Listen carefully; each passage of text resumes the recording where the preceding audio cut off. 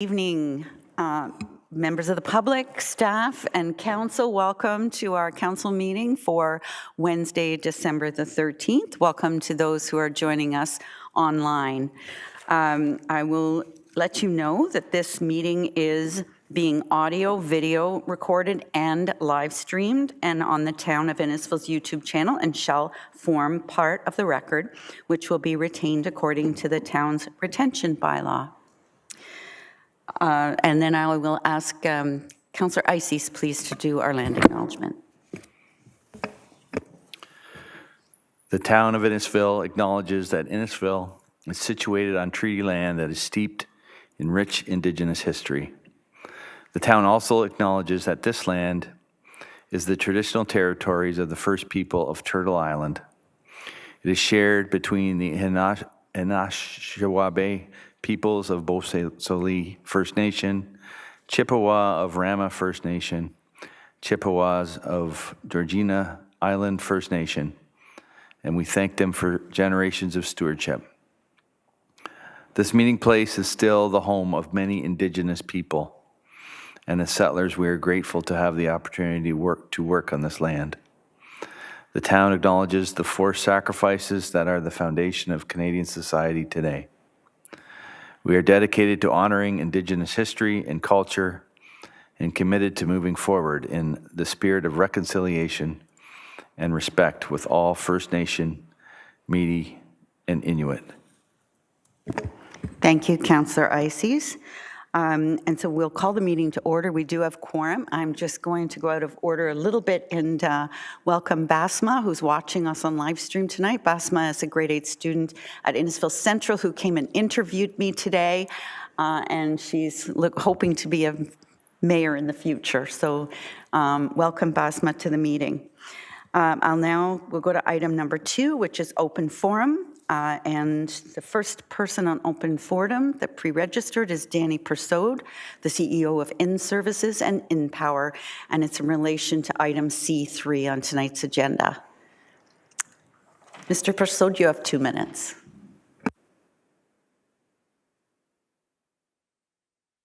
Councillors, staff, and members of the public, thank you for having us today. My name is Danny Persaud, President and CEO of Inservices Utilities, and I have with me Glenn McAllister, our CFO.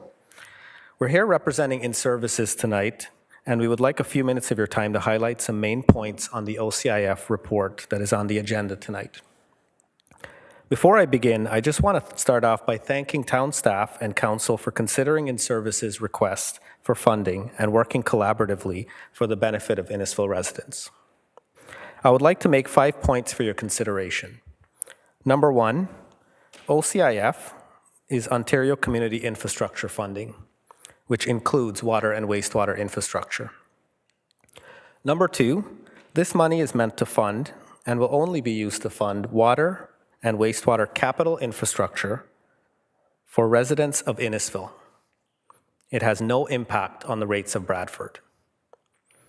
Number 3, the town of Innisfil included Inservices assets in its OCIF calculation, and funding was provided to the town for water and wastewater infrastructure. Number 4, as there have been some debate over the allocation to water and wastewater assets, Inservices worked with the town and the province to seek clarification on the split between Inservices and the town, which we clarified as $1.3 million, which is approximately 45% of the $2.8 million benefit. Finally, number 5, not remitting Inservices allocation will lead to higher rate increases for Innisfil residents to fund capital deficits for water and wastewater assets. In closing, I just want to reiterate the appreciation for town staff and council in considering Inservices' request for funding. We believe that should council not be willing to remit the full amount requested by Inservices, that perhaps there is a compromise that can be reached. We request that council have further discussion on this item in the best interest of Innisfil residents. Glenn and I are happy to answer any questions you may have at this time. Thank you. Thank you so much, Mr. Persaud. Next at our open forum this evening is Mr. Chris, and I'm going to get the last name wrong, McCauley? Maselli, sorry, and it's regarding item C7 on tonight's agenda. Whenever you're ready, Mr. Maselli, you have 2 minutes. My first time speaking at the community. So I just had a quick question in regards to the development. I went through a similar development proposal myself. I was speaking with the town, and I was told by the town that they would never consider a development proposal more than 25%, wouldn't consider it, don't waste your time going to council. Now I'm seeing that there's other applications down the street from myself, and that I've heard that the town is going to be recommended to council to approve it. And I was just curious to know if there was a change in the town planning or something in regards to that, because my application was quite similar. So I just wanted to find out if that was different or how that worked. So, thank you. Thank you very much for that question. So that was item C7. So when we get to that item in the agenda, there'll be debate at that time. Thank you. That's the end of open forum. So next we will go to item number 3, which is the approval of the agenda for tonight's meeting. Could I have a mover and a seconder for that, please? Councillor Zanella and Councillor Richardson. Any agenda repair required tonight, Madam Clerk? Seeing none, all those in favor? That is carried. Next, I'd ask if there's any disclosures of interest this evening. Councillor Saunders. Thank you, Madam Mayor. I'll be recusing myself from item C5 for the refreshment trailers. Thank you. And the reason, Councillor Saunders? As I'm a direct owner, and with this will reflect on my business, clerks has the paperwork. Wonderful. Thank you for that. Any other conflicts or pecuniary interest tonight? Seeing none, we'll go to item 5, which is presentations and petitions. The first item on tonight's agenda, we're happy to have our chair of the South Innisfil, Bradford, West Gwillimbury Police Services Board, Chris Garapi, and our Chief of Police, John Van Dyke, join us this evening. Please, whenever you're ready, gentlemen.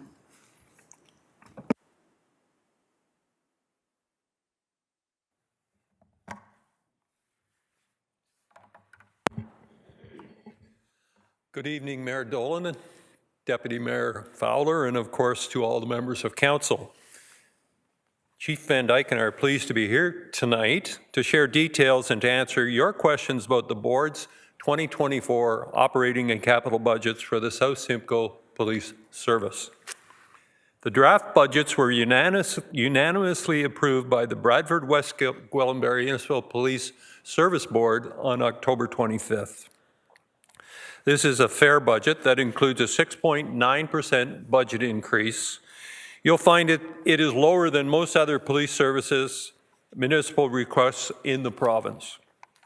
As in this case with all police budgets, the salary and benefit portion make up the largest piece of spending, with a projected increase in employee salaries for 2024.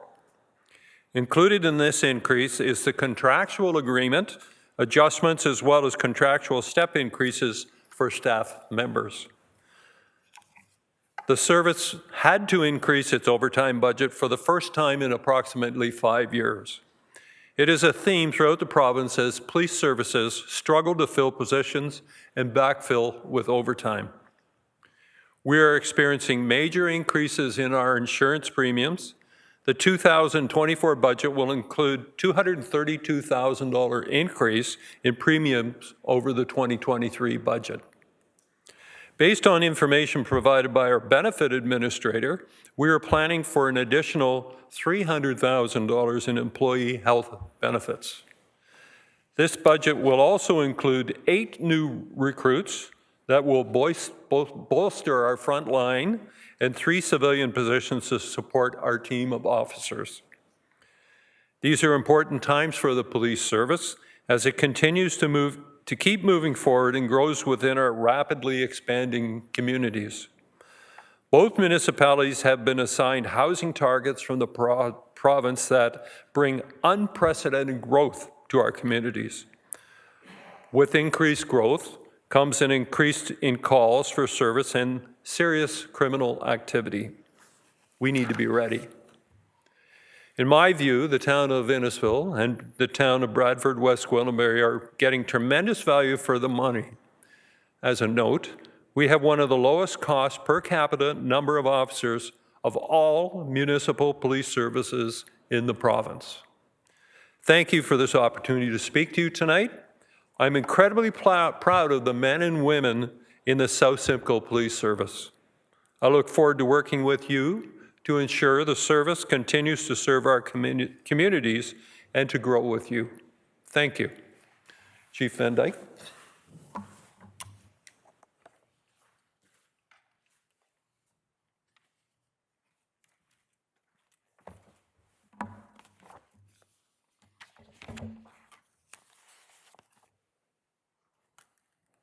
Getting old.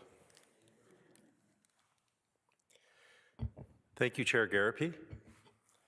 Good evening, Mayor Dolan, Deputy Mayor Fowler, members of council, staff. It's my pleasure to go through the board's 2024 funding request with you. I don't know, am I supposed to work the slides here?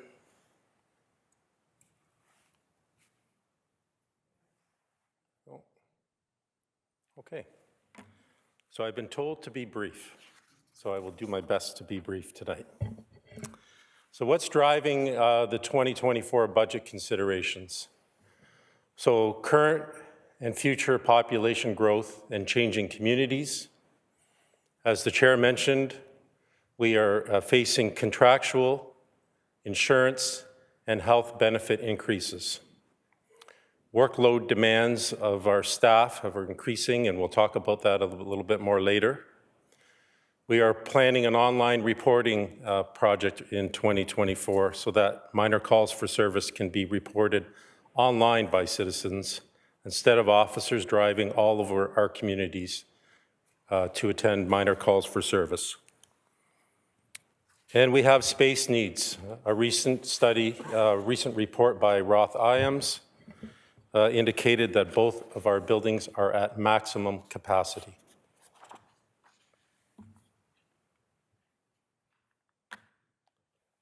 So what do you get from this slide?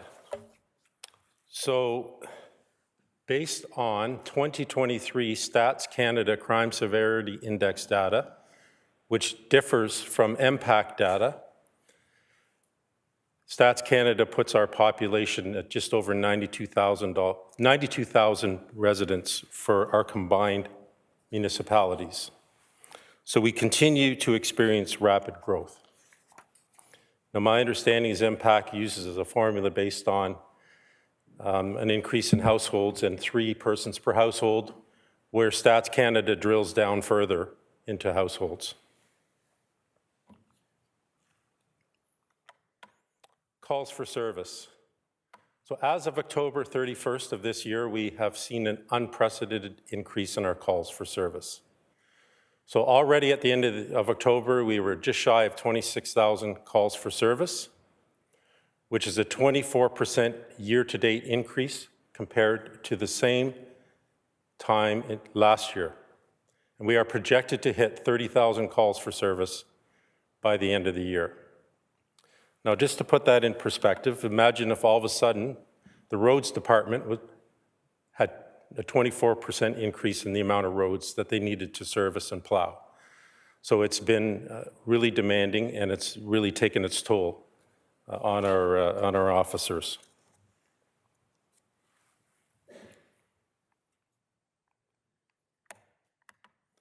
So just some local comparative analysis for you. So this is a snapshot of what's going on around us. So you can see on the left that we have a cop per pop ratio of 115 officers per 100,000 residents. It's really the only way of measuring police officer strength.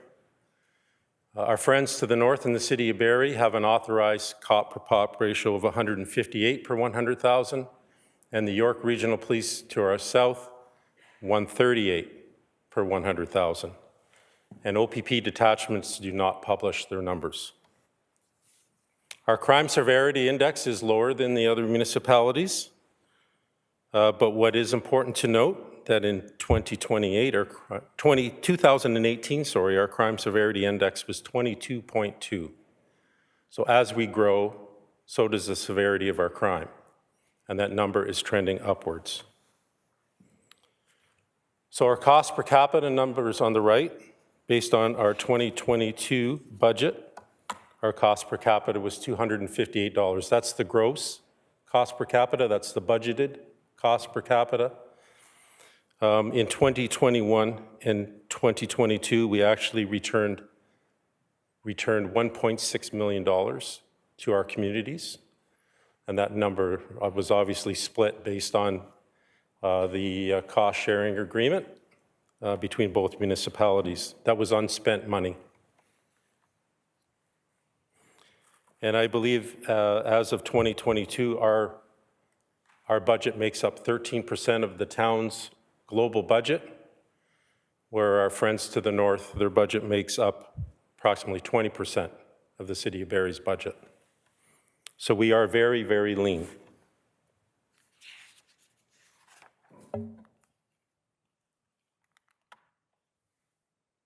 So this is a rather busy slide, but what I want you to get from this slide is that out of 43 municipalities in the province that have municipal police services, and that does not include First Nations police services, we are the lowest in the province for our cop-to-pop ratio.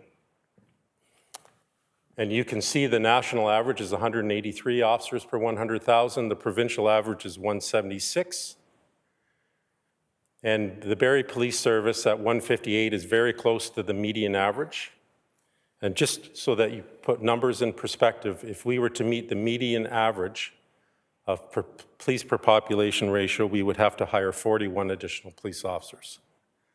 To get to the same number as the York Regional Police, we would have to hire 23 additional police officers. So that kind of puts, those are just numbers until you actually put bodies to them. And based on our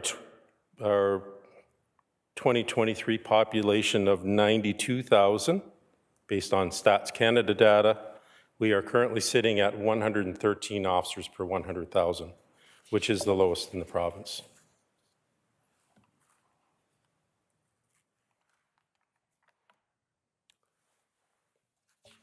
So this next slide is something I want council to understand. So when you add it takes 5 police officers to add 1 officer patrolling your community and Bradford 24/7, 365. So that's not just in Innisfil, that's an officer split between both municipalities. When you look at the amount of unavailable hours, so you can see this is an average based on where we're at right now. We're a fairly young police service, we're a very young police service. When you take into account their vacation, accrued time, sick time, stat holidays, training, etc., doesn't include time spent in court, if they're off on short-term, long-term, WSIB, MAT and PAT leave, they are on average unavailable 480 hours a year. We staff 24/7, 365. We don't staff 8 hours per day, 5 days a week, 10 hours per day, 5 days per week. We staff 24/7. So we work 12-hour shifts. So officers work 4 days on, 4 days off. So because an officer only makes up 77% of a full-time need, because they're only here on average 77% of the time, in order to get that 1 officer patrolling 24/7, you need 5 police officers to do that.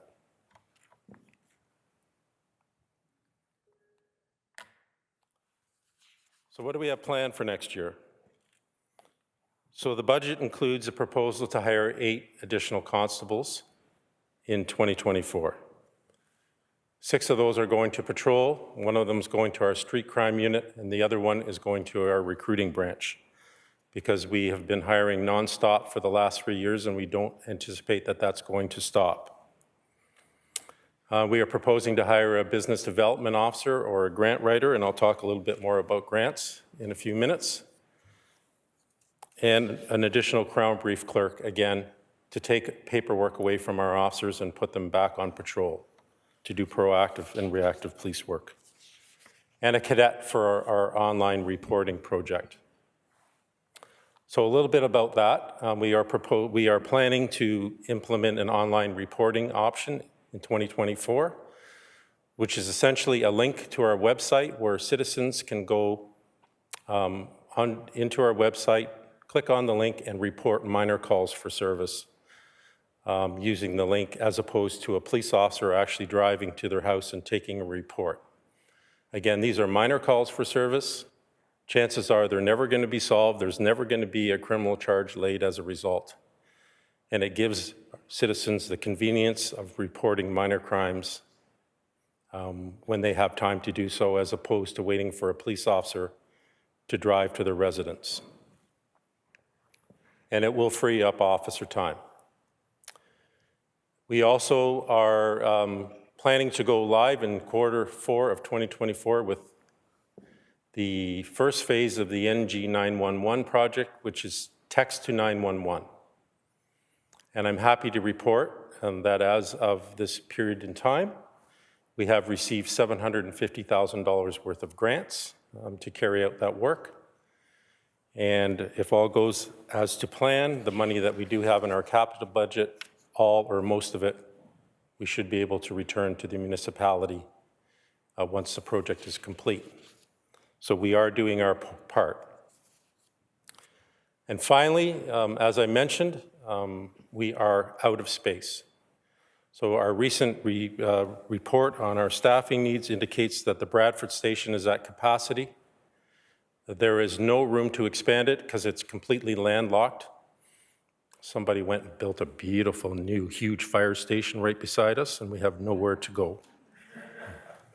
And there's no parking.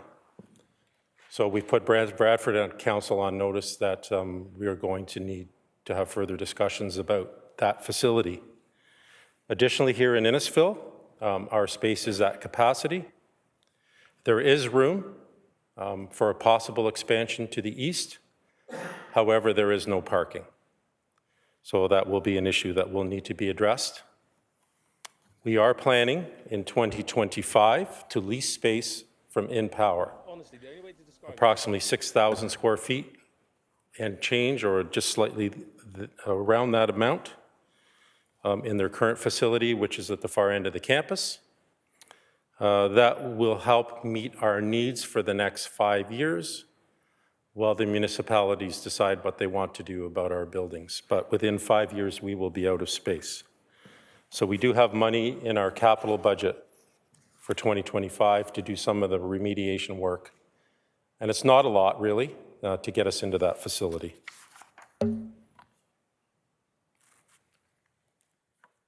So just quickly going through the budget numbers. I need to put my glasses back on. You will see under the revenue line that we are budgeting an extra $466,000 in revenue, again doing our part. So our revenue will increase from 3% of budget to about 4.79% of budget. Again, doing our part to take pressure off the municipal tax base. That all comes in the form of grants from the province, and they are time-consuming to write, as I'm sure staff in your municipality know, and they come with performance metrics and reporting options. And we're always looking for more money, and that's why we're looking to hire a grant writer in 2024. Under salaries and benefits, you can see that lines up by $960,000. Only $449,000 of that is for new staff. The rest is contractual wage increases. And our benefit line is up substantially. Our benefit broker has told us that we need to budget a lot of money for our extra money for our benefits, an extra $300,000 next year because costs are going up and usage is going up. And we are currently running a $200,000 deficit in our benefit line because of increased usage. Under vehicles and marine, that's a pretty benign number, just an inflationary increase. And moving on to the other category, there is a very large increase under utilities, insurance, and telephone. That is almost all due to increased insurance costs that we had to absorb in our 2023 budget. We had to absorb a huge increase. That's factored into 2024, as well as an anticipated 15% increase again this year. That's what we've been told by our insurance broker to expect. So that makes up $232,000 of that amount. So if breaking down the 6.9% increase, 2.41% of it is attributed to employee benefits and liability insurance and an increase in licensing costs. New hires make up 2.47% of it, and contractual increases make up approximately 2.8% of the budget, minus, of course, the revenue. So just quickly on the capital budget, you'll see an additional office space amount in the 2024 budget of $150,000. Again, that's to remediate the space for us to be able to move in 2025. We hope to do that at the end of 2024, should InPower grant us the ability to do that. $158,000 for radio infrastructure. Again, we are having to redo our radio system. It's old, and it's a very basic system that needs to be upgraded to keep our officers safe, because we will not compromise on safety. $300,000 for vehicles, and Councillor Waters will be happy to know that they're all hybrid, providing we can get them. Again, moving on, Axon body-worn cameras, $117,000 for our yearly, that's the yearly amount we pay for cameras. And the other big numbers, we need to upgrade our wireless network. It's really deficient, and we need to put in a much better network. And you'll see $87,000, our security access system for both buildings are at end of life and need to be replaced.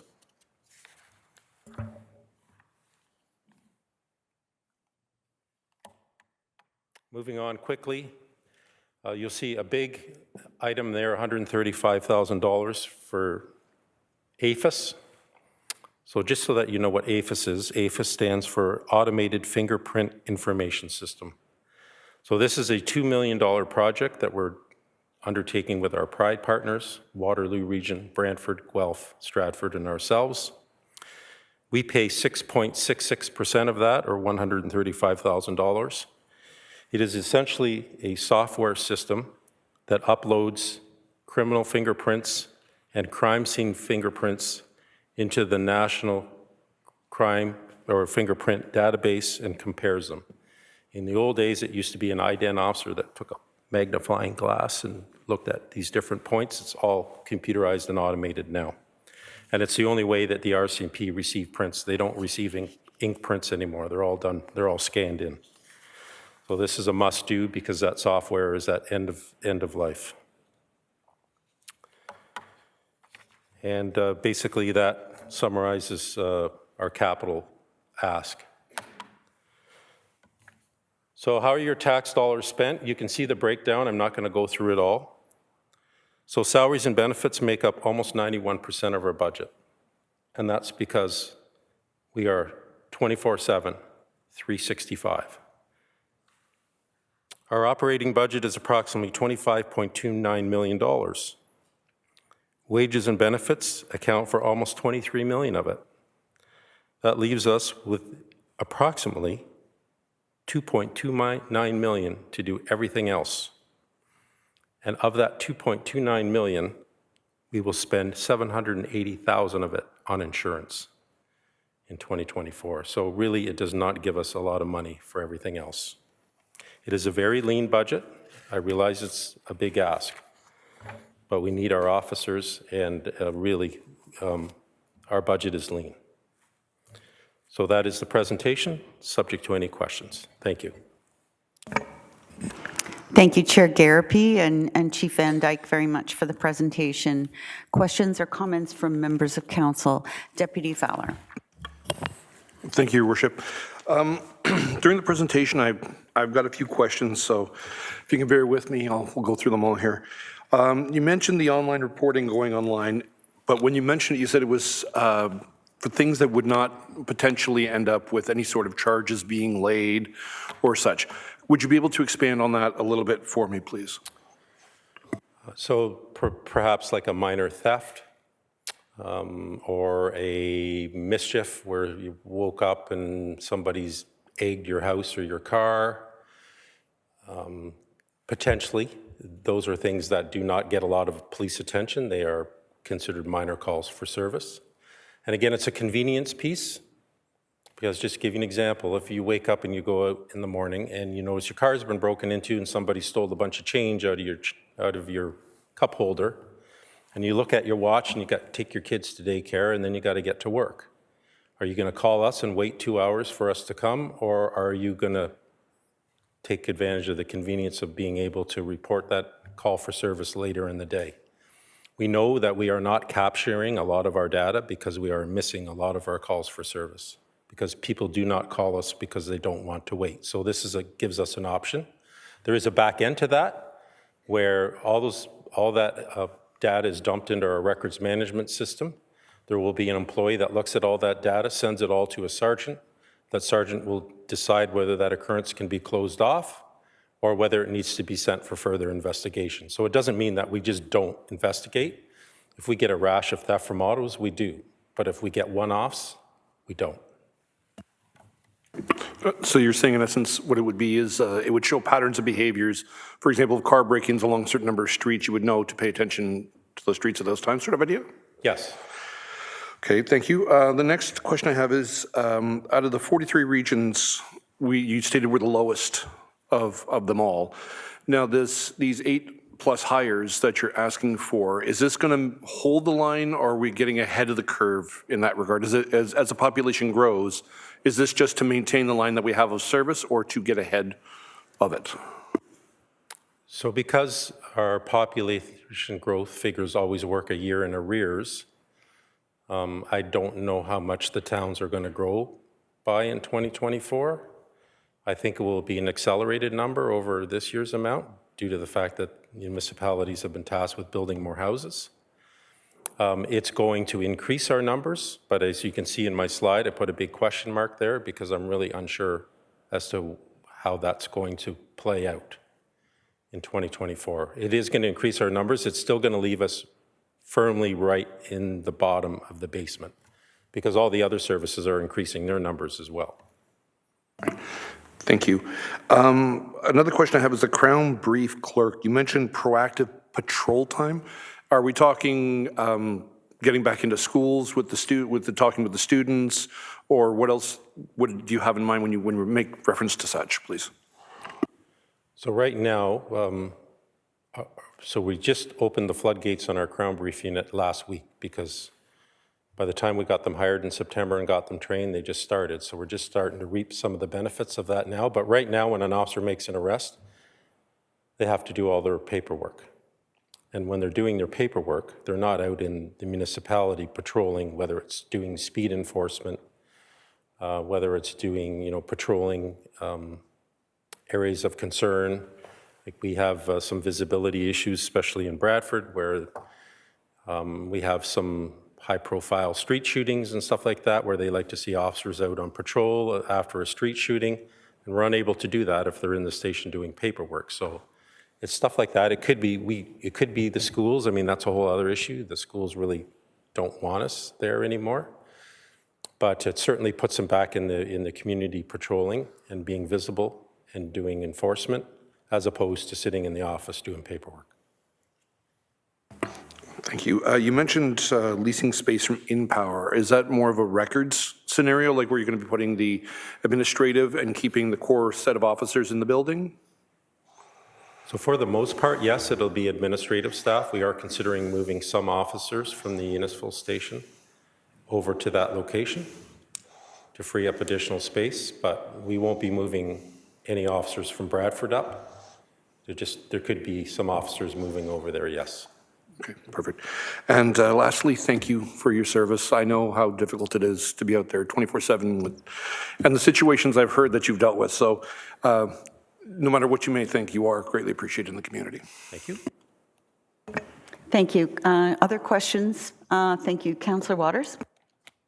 Thank you, Worship. Thanks very much for the presentation. Just a couple of things I want to mention is that when people see a 6.9% increase, it raises their eyebrows. But I think you've clearly demonstrated we get good value for our money. So I think it's appropriate. Thank you very much for your service, and thank you for the presentation. Thank you. Thank you. Questions? Councillor Ices. Thank you, Worship. Chief Van Dyke, if we as a council, I'm not suggesting this is happening because you've presented a budget, if there was a room for more resources, where would be the first area you would look to improve on how the police force operates? So are you talking over and above the 8 that's being proposed to be hired? Yeah, hypothetically. So yes, I can tell you there would be more civilianization of officer reporting to, again, allow officers to be out on the road. Right now, we've only taken the Crown brief portion away from it. We want to take a lot of the occurrence reporting. So every time there's a report done, the officer has to type the report, do all the back screens, do all kinds of linking in our records management system that could be more efficiently done by civilians. So we would hire more civilians to do that. We would also put more officers out on the street. And we really need to, in the future, increase our investigative capacity because those officers work very hard. And we are definitely understaffed in that area as well. But again, you can't do it all at once. I'm not into sticker shock. And realistically, to be perfectly and candid and honest, we won't be able to hire more than 8 officers next year because the candidates just aren't there. And even if I can get the candidates, I can't get the spots at the Ontario Police College. We are begging for what we have now. So I would prefer to do an incremental approach. So yes, you may see another big ask, subject to board approval, of course, in out years. Thank you. I'd like to reiterate Deputy's comments. Hearty thank you for all you do for our community. Thank you. Other questions or comments from? I just had one, if I could, Chief. Sure. And you talked a lot about the insurance, and I just want you to clarify that this is not an Innisfil or a Bradford or South Simcoe phenomenon, that this is not only across policing everywhere, but also across municipalities everywhere as well. That's my understanding. That's correct. I mean, insurance rates for municipalities, corporations are skyrocketing. I'm not really sure why that is. I've had some discussions with our broker.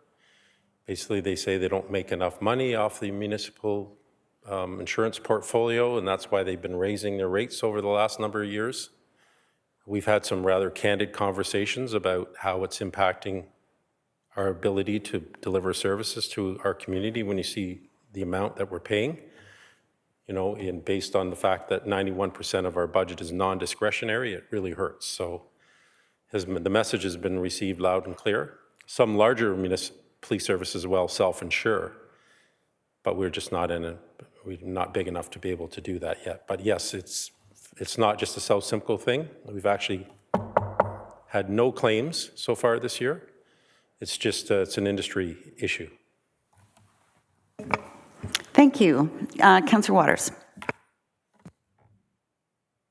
Just to further that point, the self-insurance in terms of larger police forces, has there been any thought in terms of doing a provincial-wide insurance system with police across the province that would bring that all together and then lower everyone's rates? Because I know Hydro does it, they self-insure. So I just want to know if there's any opportunity for that, or have you investigated that avenue? Thank you. There has been lots of discussion. The problem is that, like, again, a lot of the larger services, they don't purchase insurance. They just self-insure, so they're not even in the game.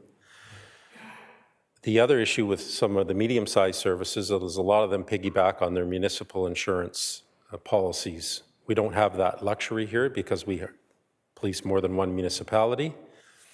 And I'm also told, and it was by a conversation I had with a previous CEO that perhaps that wouldn't be overly advisable because it's going to jack your rates up as well because we are high risk. Thank you. Any other questions or comments from council? Seeing none, I'll echo the rest of my colleagues, Chief and Chair, and thank you very much for being here and for all of the hard work you put in our community. I appreciate very much the work that you've done in civilianization of some of the positions that are better suited for civilians. I remember when we had a sworn officer that did all of our communications and public relations and with absolutely no training in that field. So I think we're going in the right direction. And I also know, Chief, that you went through all of our insurance bill line by line to make sure that we weren't being insured for items that we didn't have or double insured for items that we did have. So really appreciate all the due diligence that you've taken to make sure that we're getting the best bang for our buck possible. So I see no other hands, so I'd ask for a mover and a seconder, please, to receive this presentation. Deputy Mayor Fowler, Councillor Saunders. All those in favor? That is carried. Thank you again for being here. And thanks for keeping it brief. We've got a full agenda tonight. We want to get out of here before midnight. Thank you. Have a good night. Thank you. So our next delegation tonight is by Ted Shapiro and Marvin Geist, and it's regarding the use of firearms near the lakeshore.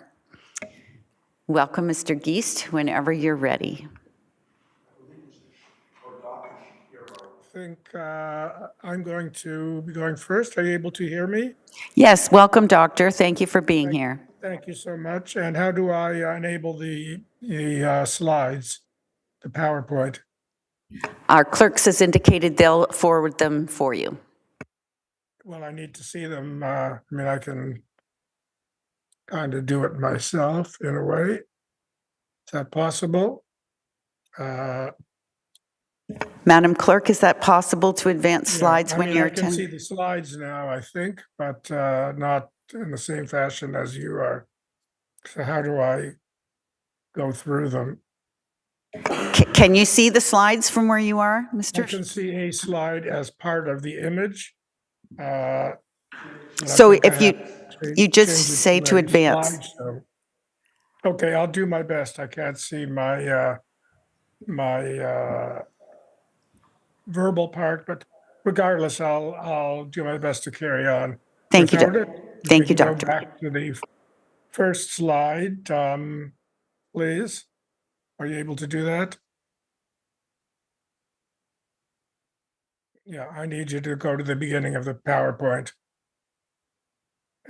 Okay, so I am here to request that the municipality enact a bylaw that would restrict the discharge of firearms on Lake Simcoe adjacent to the shoreline of the municipality of Innisfil. If I could have the next slide, please. Current regulations that are overseen by the Municipal Natural Resources tell us that hunting is permitted on any public waterway, subject to provincial, federal, and local regulations.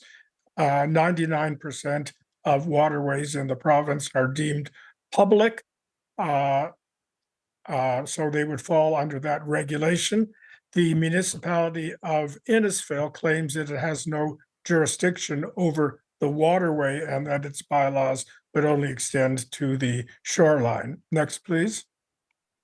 This is my property that has a 270-degree exposure to water. Next, please. And lots of birds, including this heron. Next, in December 28th, we were in our home and we heard what sounded like gunshots. On looking outside, we saw this boat here that was partially covered by a tarpaulin, and to the west or to the left of it, you can see there is a line of decoys and I presume the proposition was to attract birds to the decoys and to fire at them from this boat. Didn't actually see gunfire, but presumptively coming from the boat. Next, please. And you can see that this boat was no more than 20 meters from the shore and probably no more than 50 meters from my house itself. And gunshots coming from this boat, sort of downwards and leftwards, would very possibly hit the land, could ricochet from a tree or from a rock and enter my property or that of my neighbors. Next, please. I was disturbed. I called the municipality and I told them somebody seemed to be shooting not very far from my cottage. They told me that this is quite legal and cited the regulation that I quoted you before from the Municipality of Natural Resources. I did pursue this a little later myself. One thing I did learn is that it is in fact illegal to discharge a firearm from any kind of powered craft, including a motorboat, sea-doo, airplane. And if in fact you would like to hunt with a gun, you must do it from a hand-powered canoe or boat. And I'm sure that that boat in front of my cottage was motored, and therefore they were in fact hunting illegally. And I think the municipality has to be aware of that. Next, please. Further, with the assistance of Andrea Conjin, our member of provincial parliament, I reached out to the Minister of Natural Resources, inquiring about the authority of the municipality to enact bylaws that would include the shoreline. And I actually can't read this because it's hidden by one of the, there we go. So quoting from their response to me, the minimum distances for hunting from the shoreline are enacted by municipalities and are not found in the Fish and Wildlife Act. Any with concerns about hunters violating local bylaws or discharging firearms in close proximity to residential areas are encouraged to contact a conservation officer. And I'm not exactly sure of the mechanism for that, but presumably exists. Next, please. Continuing from the same communication, municipalities may enact bylaws which prohibit or restrict the discharge of firearms for the purposes of public safety that apply within the boundary of the municipality. Bylaws are enforced by the municipality. Most importantly for me, the municipality is responsible for determining if a bylaw would be applicable beyond the shoreline. Residents should contact their municipality to discuss their desire to suggest municipal bylaw changes, hence my presence here tonight. And next, there are some, this actually is not the correct slide, but there are some jurisdictions that have such bylaws in place, in particular, City of Toronto, City of Grimsby, and somewhere around the Detroit River and Lake St. Clair. I couldn't quite identify it with the information given me, and there's no actual registry, but those three for sure. Next, please.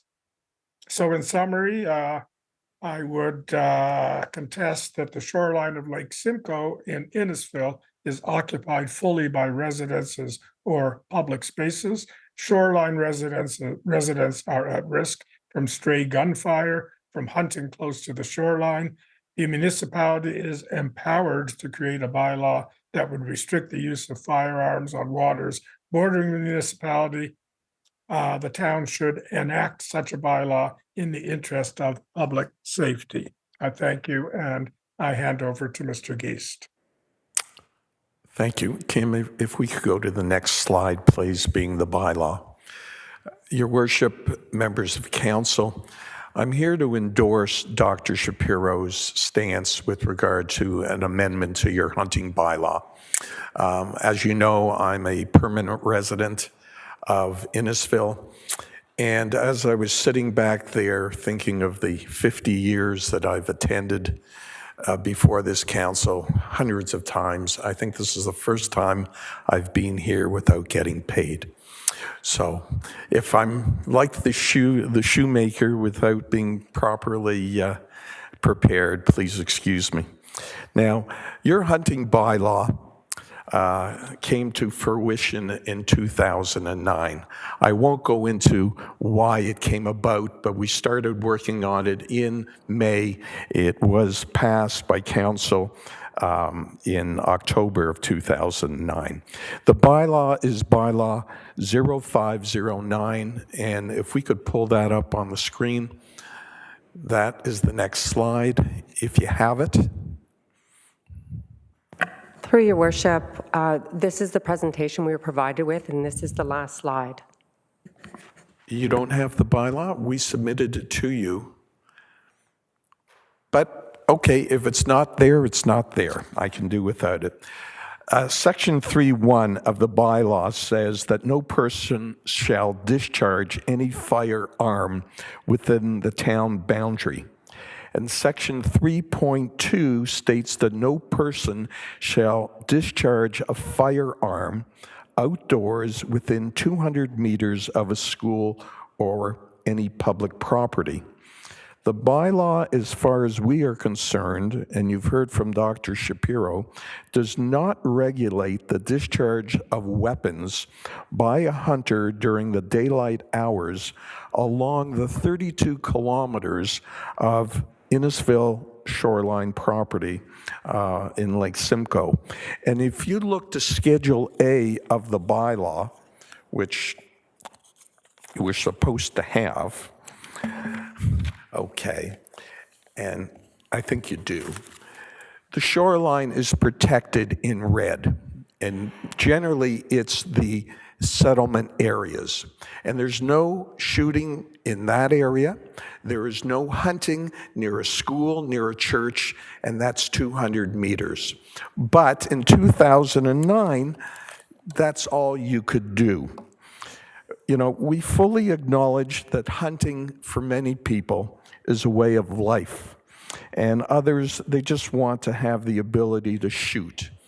So we're here this evening not to say prohibit hunting along the shoreline, but to regulate hunting along the shoreline.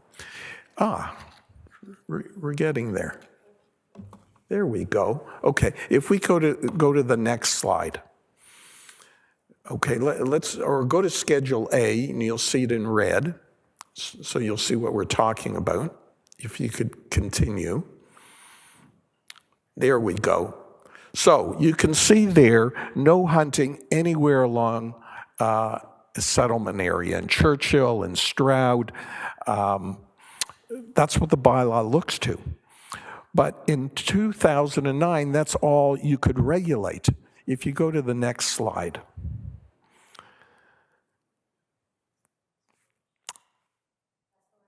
That's the last one you have?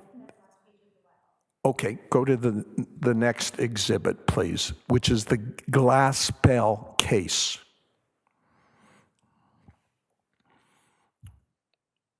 Well, if we don't have it, well, let's not go over that.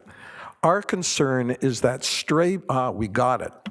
Our concern is that stray bullets may arise from time to time in the shoreline or along the shoreline, and we have no protection whatsoever from an errant bullet coming from a boat, from a canoe, from a hunting blind.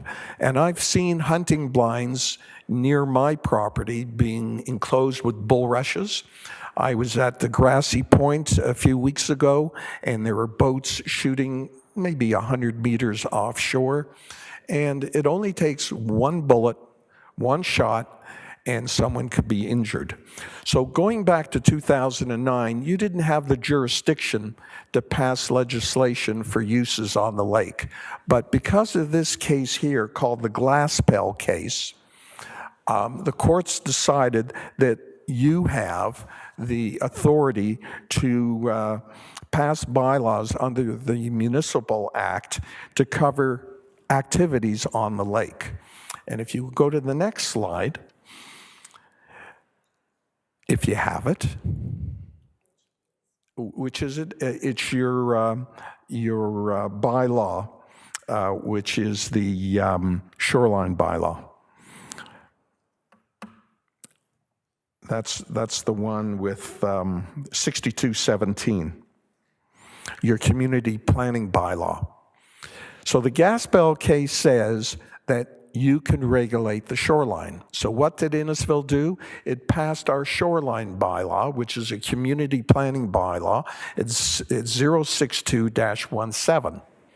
You have that bylaw in place, and you govern the use of docks and activities along the shoreline. Similarly, the City of Toronto and other municipalities pass bylaws to govern the use of the lakes and their areas and rivers. So I'm suggesting that you can do the same. This is an accident ready to happen. You can prevent it. I don't want to hear a shoulda, woulda, could've if we would have done the ultimate thing by regulating hunting along the shoreline. And once you do pass the amendment to the bylaw, I would ask that there be a mechanism be put in place at the town where we can call in and say, someone is shooting in front of my property. If we called now, your person would say, well, we'll send you over to bylaw enforcement. Bylaw enforcement says we don't have the jurisdiction, there's no bylaw.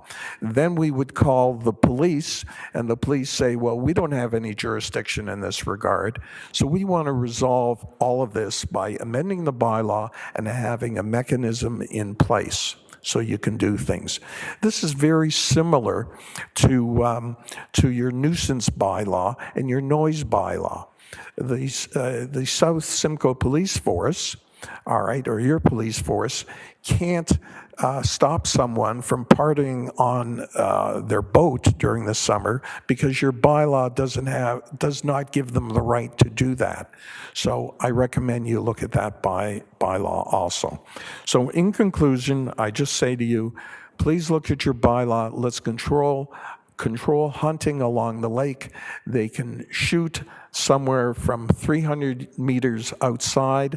Make sure they shoot a half hour after sunrise and a half hour before darkness, just like the skiing bylaws where you're not supposed to go water skiing during the dark periods. And I leave it to you to do it within a reasonable period of time. Thank you. Thank you, Dr. Shapiro and Mr. Geist. Questions or comments? Councillor Saunders. Thank you. I have two questions, and I guess it's going to have to go to the staff right now. If we pass this bylaw, do we even have the resources, the money, the boat, the bylaw staff that can effectively, control this? Ms. Lee? Thank you, Mayor Dolan, through to Councillor Saunders. No, we wouldn't have the resources in place to enact and enforce that bylaw at this time. Deputy Fowler? Thank you, Worship. A few questions, if I may. During the presentation, you mentioned that bylaw was to contact a conservation officer if this were to be passed. Currently, do we have any means of doing so? No. No, you do not. Okay, so would we be setting up a scenario where we would have a connection with the Conservation Authority to address this issue? The Conservation Authority would have nothing to do with hunting, sir. Or Conservation Officer, then, sorry. Yeah. Maybe under the MNR. Okay. All right. Minister of Natural Resources may have someone out there. They do have an officer out there on the ice during the winter, I can tell you. They caught me once without my license on me. Okay. So you're saying, if I may ask, so you're saying in essence there is someone in the region, in the vicinity, that if bylaw were to address it with them, they would be able to go out and it wouldn't be on the taxpayer dollar, it would be on the conservation? We would try that, sir. Okay. Now, I was looking at the range of the various firearms, so I can understand the situation. When we're talking with birdshot, we're talking 45 meters. Even the ferret rounds, like they're the ones that worry me. They're the ones that got the good range with the shotguns. So what are you looking for a minimum range? What is the first thought you had come to mind? Well, I've asked certain hunters how far we would need, and they were saying in excess of 200 to 300 meters from the shoreline. And one last question, if I may. You brought up the bylaw that states that there's no hunting from anywhere within 200 meters of existing property. Why does that not extend into the lake? That's like, if it's 200 meters from the property, why would that not already extend out into the waters under the bylaw that was put in place in 09? Because in 2009, if you look, No, I was going to say that the municipality has not accepted that it has jurisdiction over water. It's the choice of municipality. if you look to Schedule A, the bylaw that was passed in 2009 only reflects the bylaw relating to land. There is nothing in the bylaw that relates to Lake Simcoe and the water and the use. And when it was passed in 2009, you did not have the jurisdiction to pass bylaws over the water. But because of the Glassbell case, you can do it now. And I've lectured on that. As a matter of fact, I was invited by the town, the county of Simcoe, the MNR, to address a seminar on that case and their rights under that case. And that's one reason why you passed our shoreline bylaw. That's why you went into the business of looking at the lengths of docks and their location. At one time, you would never do that. But because of that case, you do it now, and I'm saying, please do it under this bylaw. Extend your jurisdiction. One last question, if I may then.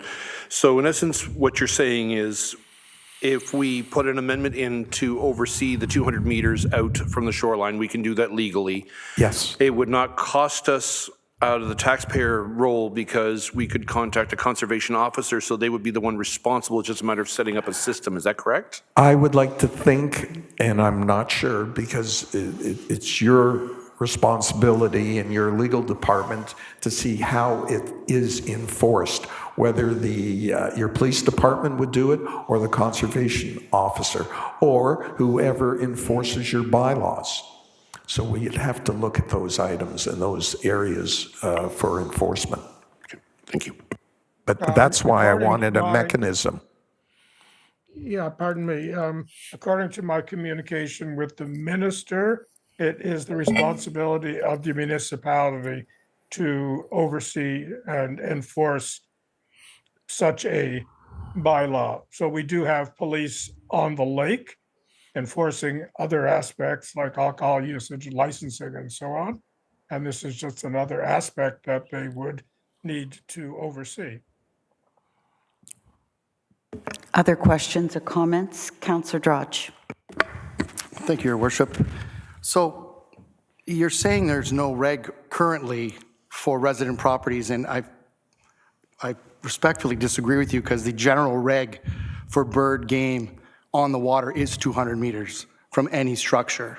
So that is the given, and that photo that we did see, clearly they were way less than 200 meters from the shoreline, so they are in a spot where they should not be shooting. So I agree with what you've shown us, but if they were 200 meters outside the zone, you would never have a conversation about a ricochet bullet. You would never have a conversation about anything like that. And it is enforced by the MNR. The MNR are out there actively through all hunting seasons looking for stuff like this.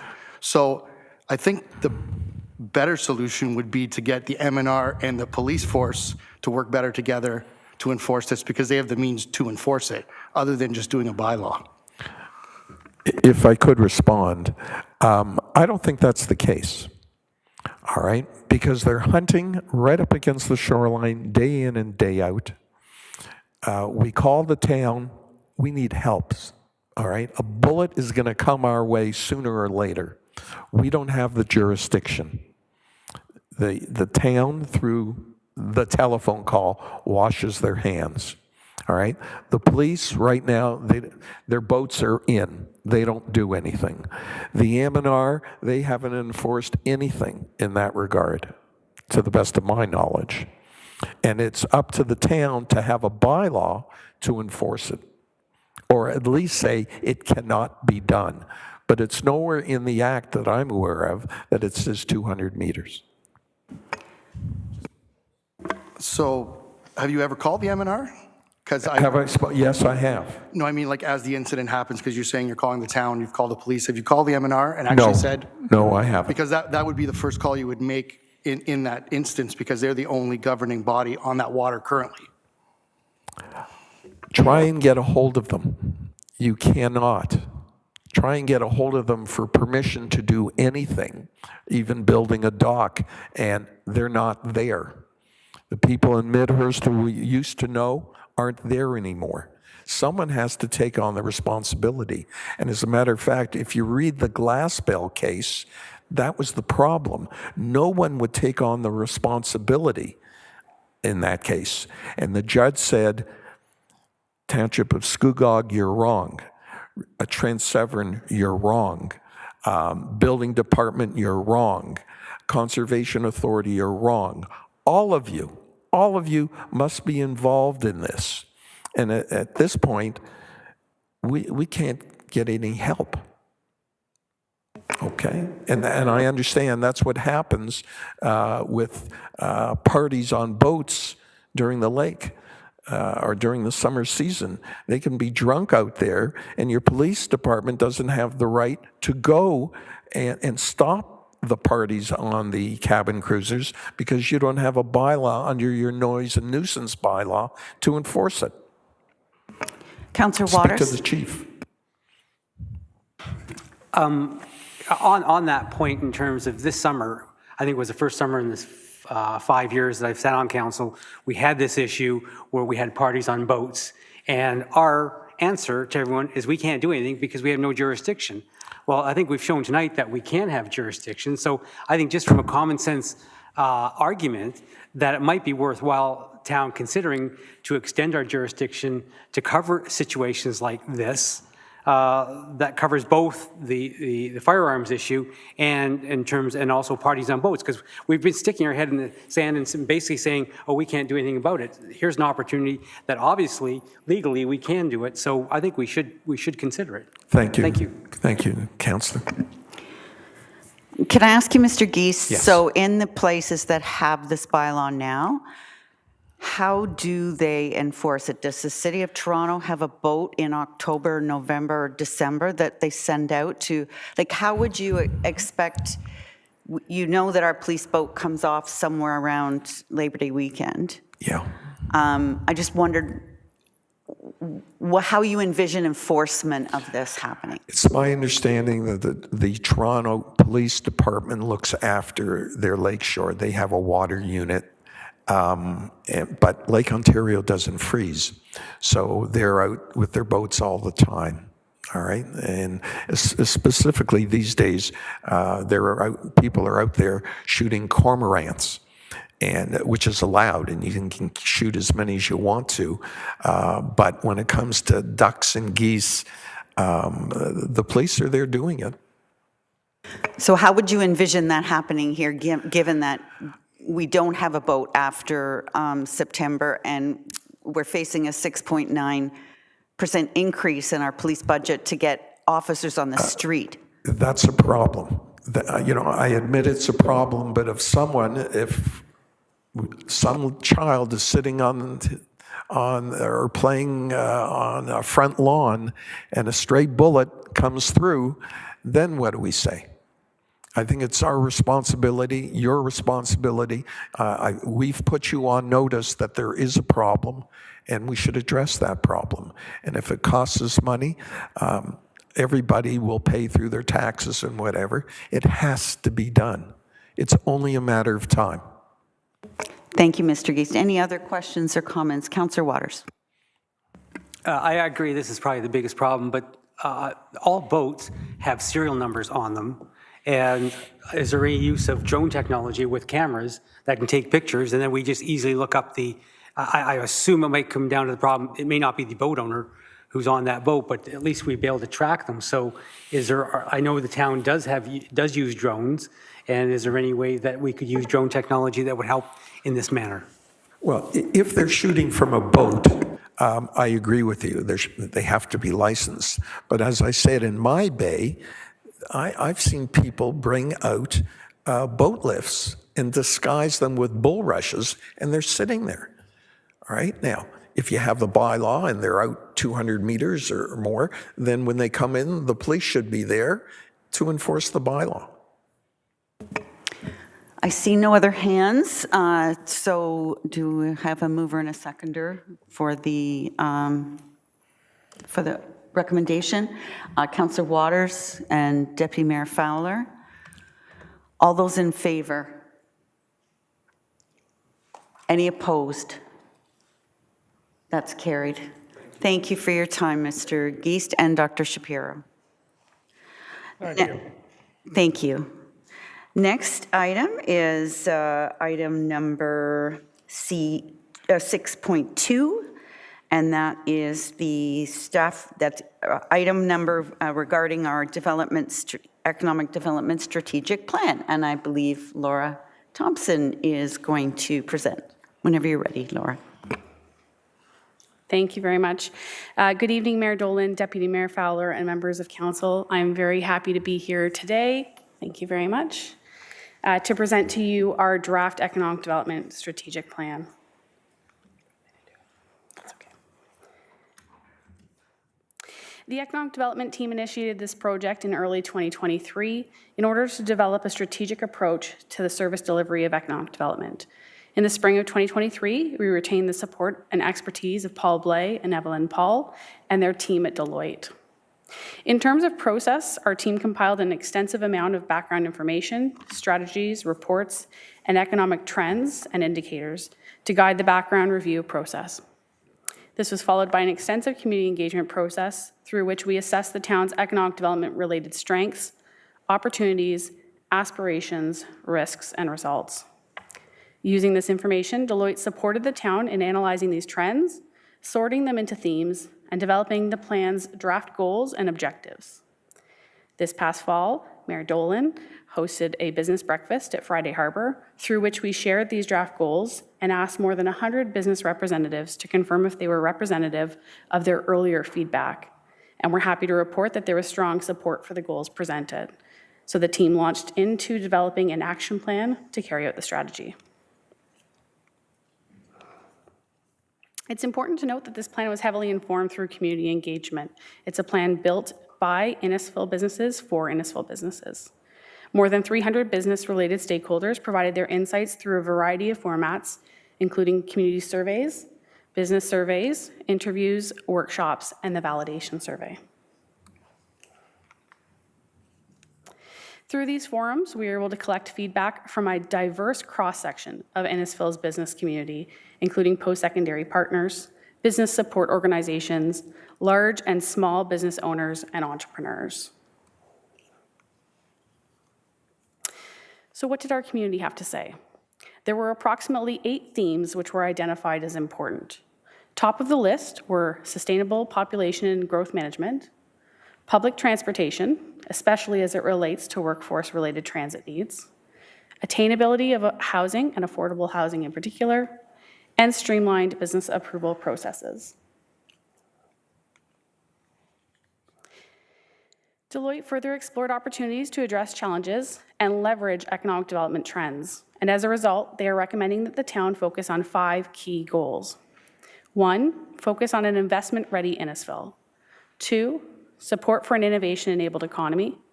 3, further a cohesive community by leveraging tourism and culture. 4, enhance community amenities and assets.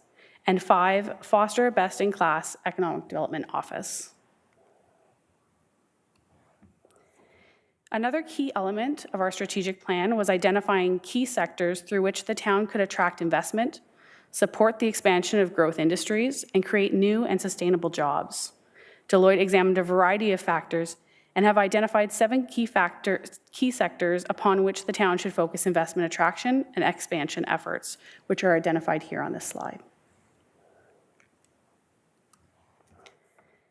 The intent of this strategy is to guide economic development service delivery over the next 3 years to coincide with this term of council, while being mindful of long-term needs and opportunities. Working alongside Deloitte, town staff therefore sought to prioritize those actions which are urgent, would drive impact, and which are achievable within the proposed term. In total, more than 75 action items were initially proposed.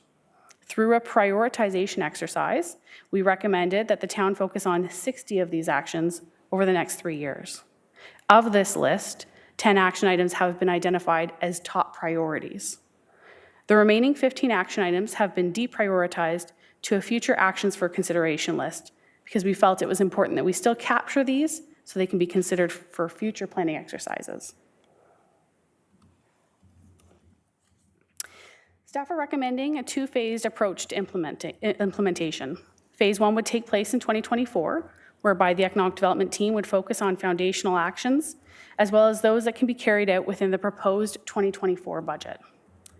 Phase 2 would take place in 2025 and 2026, and would include initiatives requiring additional budget and staffing.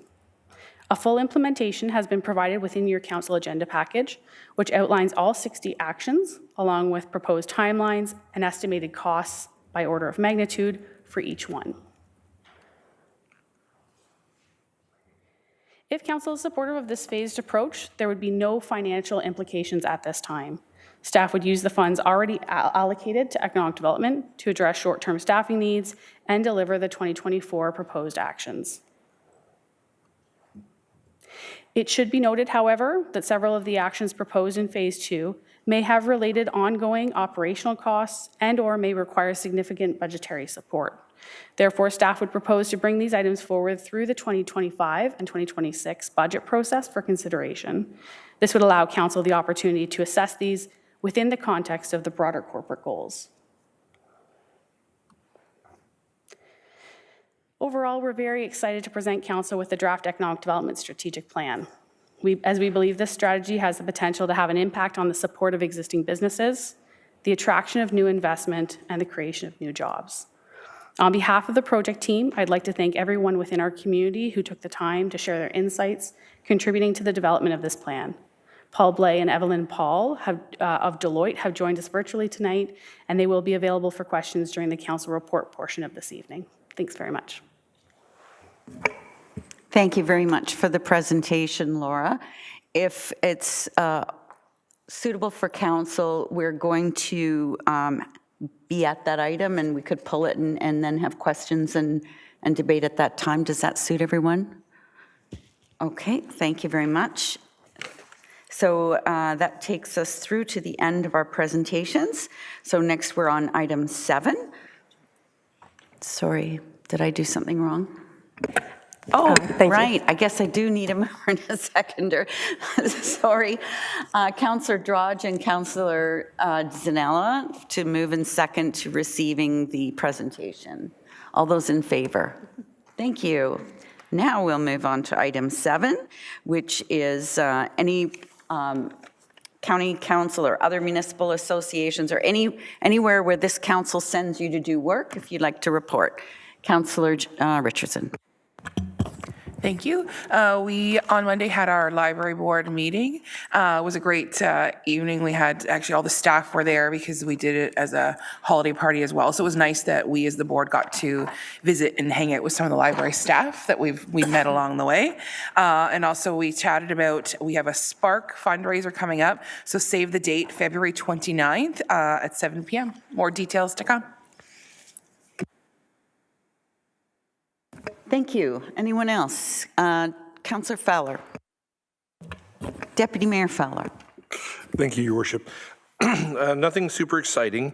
With the Heritage Committee, we're still plugging away, looking at the properties that we need to have registered and by 2025, according to the new bill. The one thing that did come up in our conversations was the widening of Yonge Street and the potential of how it affects two graveyards within Innisfil. These are actually very, very important sites. So we're delving deeper into the history of it and speaking with the county how it's going to be affecting them moving forward and what we can do to preserve as much as we can in the process. Thank you. Thank you. Councillor Ices and then Councillor Saunders. Thank you, Worship. Last week I attended an agricultural advisory committee that I sit on the Nottawasaga Valley Conservation Authority. We discussed the upcoming budget and the fees associated with agricultural lands and practices. We also had our regular NVCA board meeting last week. Continue to have discussion on how to improve the Conservation Authority service levels. I'm happy to report that the Conservation Authority is looking to implement e-permitting in 2024, which should streamline some of the permits as they're processed. So that's all I have from NVCA. Thank you, Councillor Saunders. Thank you, Madam Mayor. We had our accessibility meeting yesterday, and it was a nice, short, sweet one, but we did get some really good feedback for our schools. It's the outreach programs, and it's getting amazing word of mouth now because now Simcoe County and Barrie, the city of Barrie, want us to start coming to their schools, which is getting to be a lot of work. So we're trying to get them to come see us and get their boards to adopt what we're doing now. So it's great that the whole committee is doing great work and the word's getting out there. Leading the way. Well done, Councillor. Anyone else? Councillor Droch. Thank you, Your Worship. We just recently had a TSAC meeting, and I'm happy to report around $38,000 I think we didn't spend this year on our budget, so we're going to carry that over. We managed to get everything done we wanted to do and save some money, so that's good. And we have our red light camera up and running, and I can't wait to see the first data coming out of there. Anyone else? So I just have a couple to add. So the AMO board, the Association of Municipalities of Ontario board, met at the end of November. It's really interesting. I mean, there's 444 municipalities in Ontario, ranging from like the Mississaugas and the Bramptons to, population 500 in the village of Westport. And everywhere from Marathon and Kenora to Southwest Ontario to Windsor and Essex area. And yet all of us reiterating the same issues: affordability, access to housing and homelessness, all of the issues that we talk about over and over again, including traffic safety. It doesn't seem to matter where you are in the province, we're all dealing with many of the same issues, access to healthcare being another one that is felt province-wide. So we continue to be working on that and an economic and feasibility study with the province of Ontario and the $2.8 or $3 billion gap in the services that we provide that other provinces, the province provides. So we're continued to open a dialogue with the provincial government for that. We had an enterprises, an in-services and Empower board meetings. Budgets and strategic plan was the order of the day. And we had a police services board meeting this morning. We're halfway through our festive ride program, so please make sure that you make other plans this holiday season, because we will get you, or they will get you, I should say, if you don't. And the chief gave us his year in review, so it was a great meeting. The county also had a meeting, the last one of the season, or till next year, and all of the highlights are in your council agenda under the item G2. Seeing no one else, then we will, I should mention, I'm sorry, Madam Clerk, so typically this would be our last meeting of the year. However, there is a meeting on December the 20th, starting at 6:30.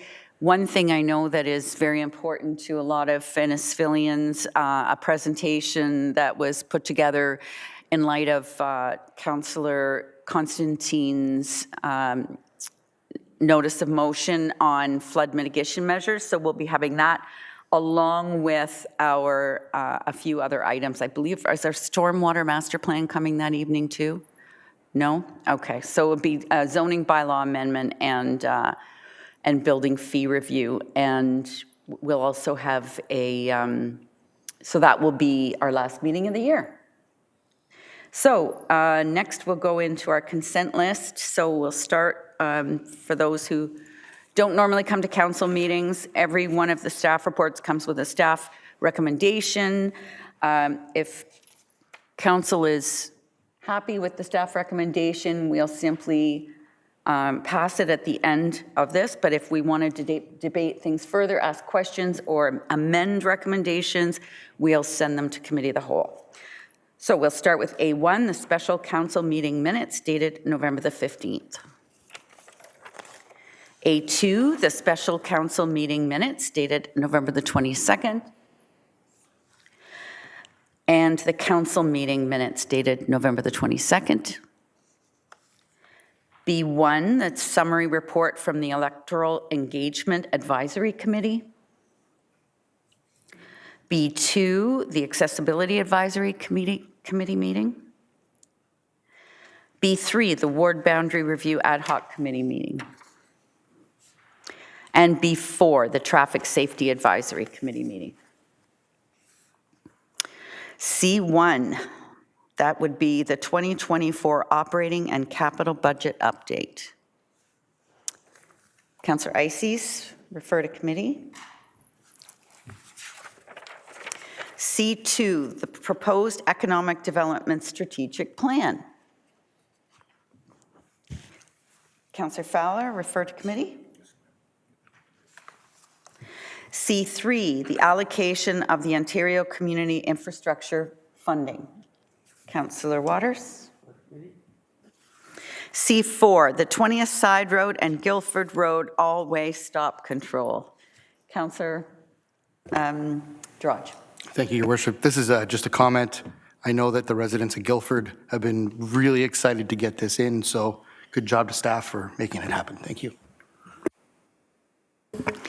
Thank you. C5, this is the item that Councillor Saunders declared on, and it is the refreshment trailer review.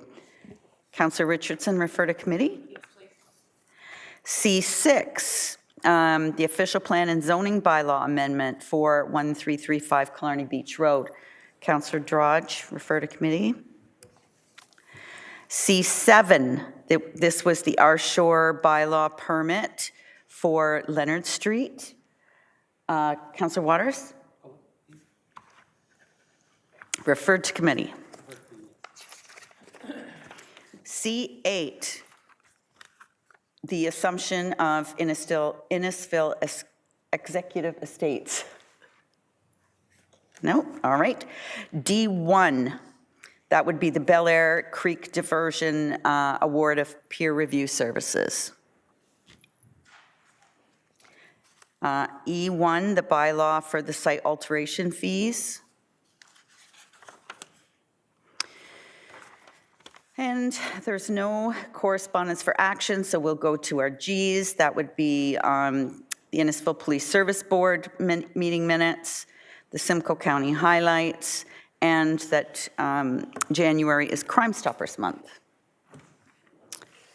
And then that is the end, and we will pass a motion for the consent list recommendation, please. That would be Councillor Drudge, Councillor Richardson. All those in favor? That is carried. And now we'll resolve into committee of the whole. Let's make sure we got all those numbers correct.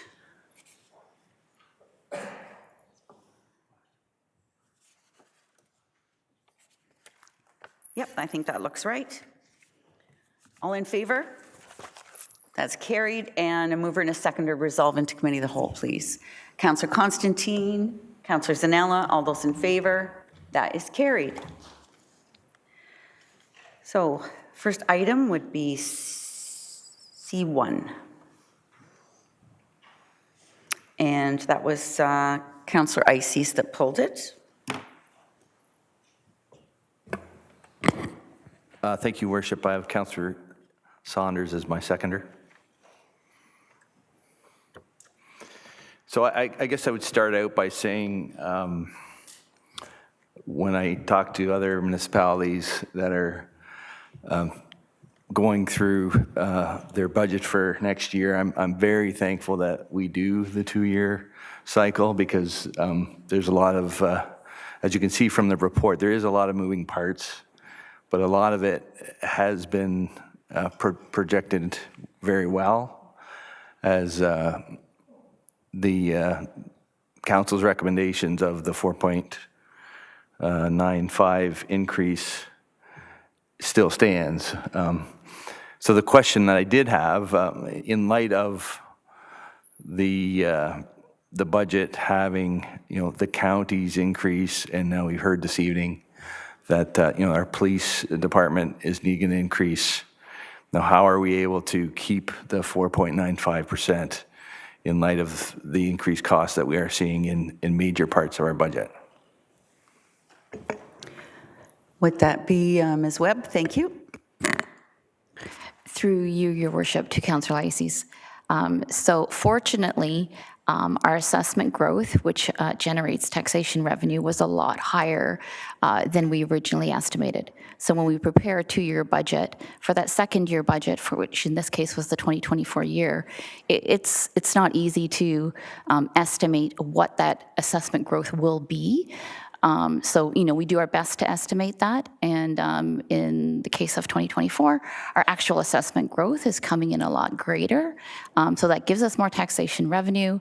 So while the county and the police did increase, we're able to absorb that in the 4.95% increase. And as well, as you can see in the staff report in the table, we actually are increasing the dollar value of the amount that we're going to levy, because we have that growth assessment. So there is a small increase, I think, $438,000 that we've indicated how we want to increase those particular line items. And that's all because assessment growth is greater than what we originally anticipated it to be. Thank you for that. Other questions or comments on the 2024 budget?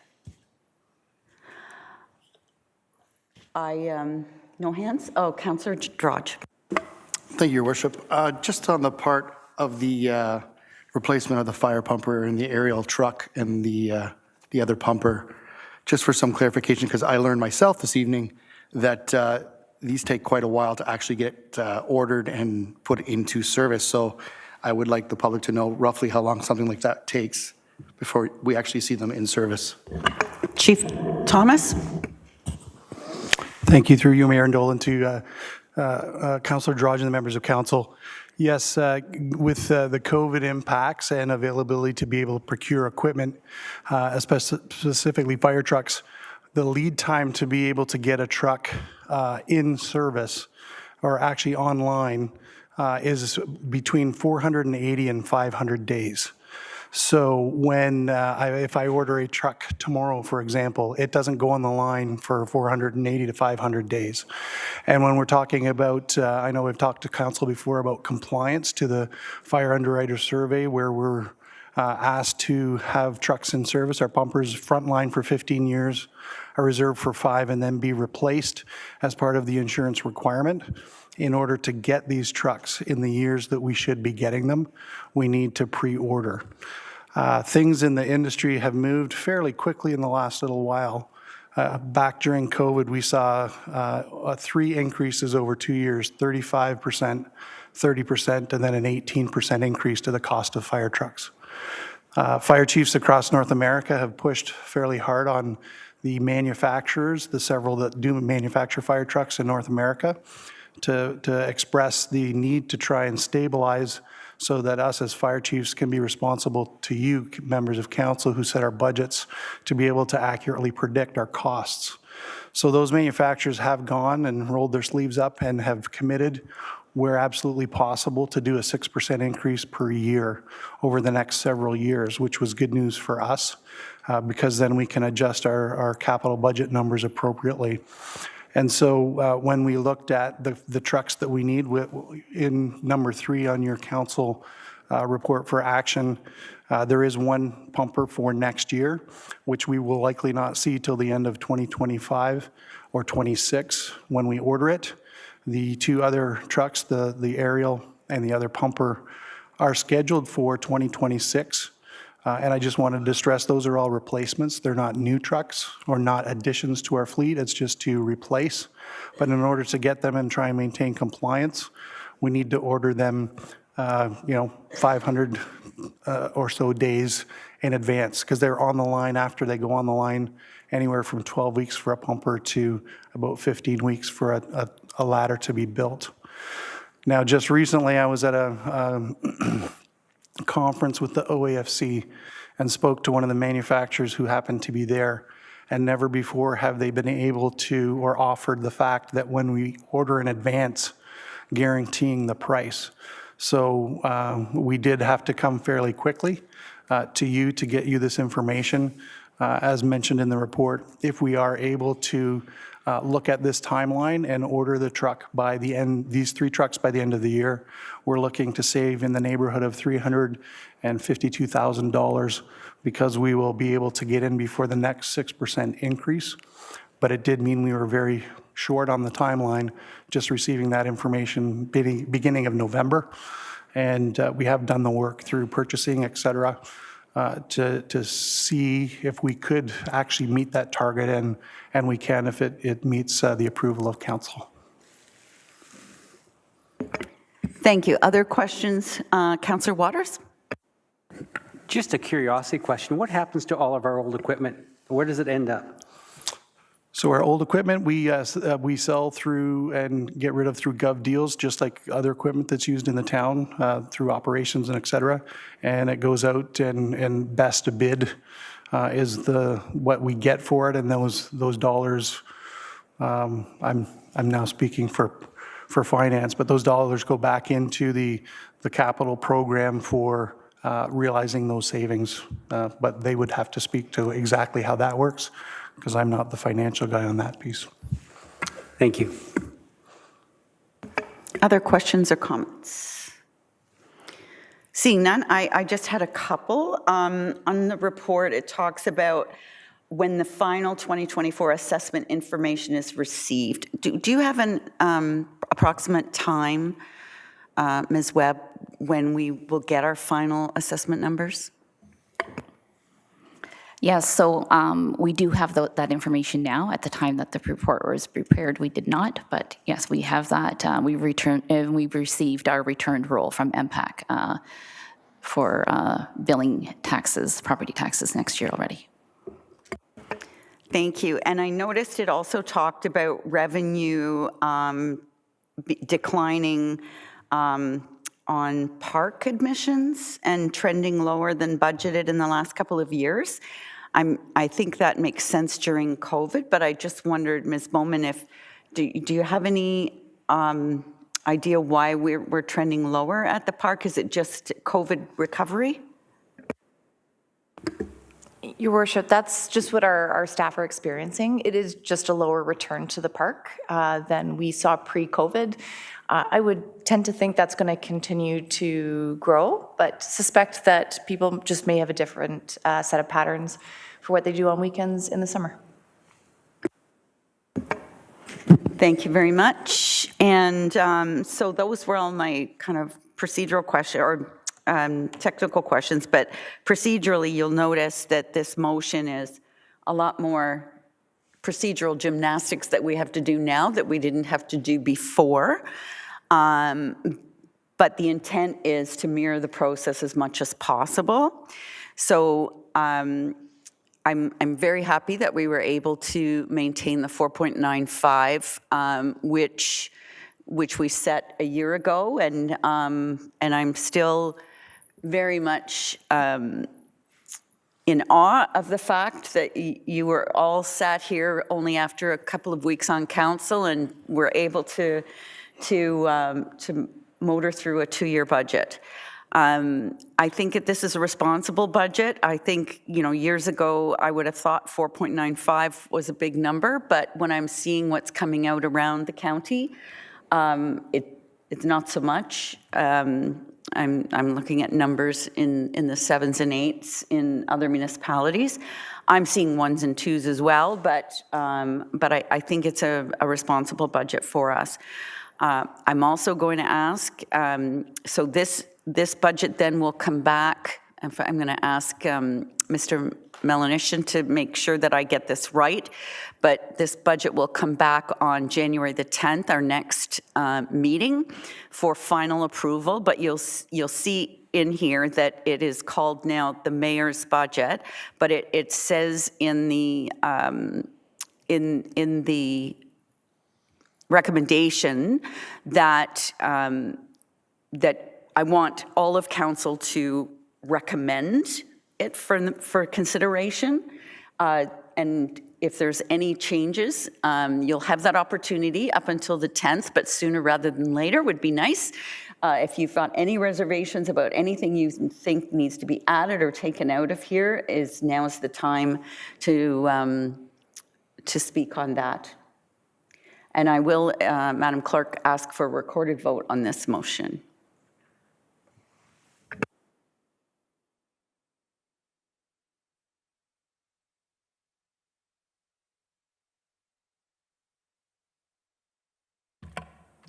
Thank you, Your Worship. Councillor Droge? Yes. Councillor Richardson? Yes. Mayor Dolan? In favor. Deputy Mayor Fowler? In favor. Councillor Constantine? In favor. Councillor Zanella? In favor. Councillor Ices? In favor. Councillor Saunders? In favor. And Councillor Waters? In favor.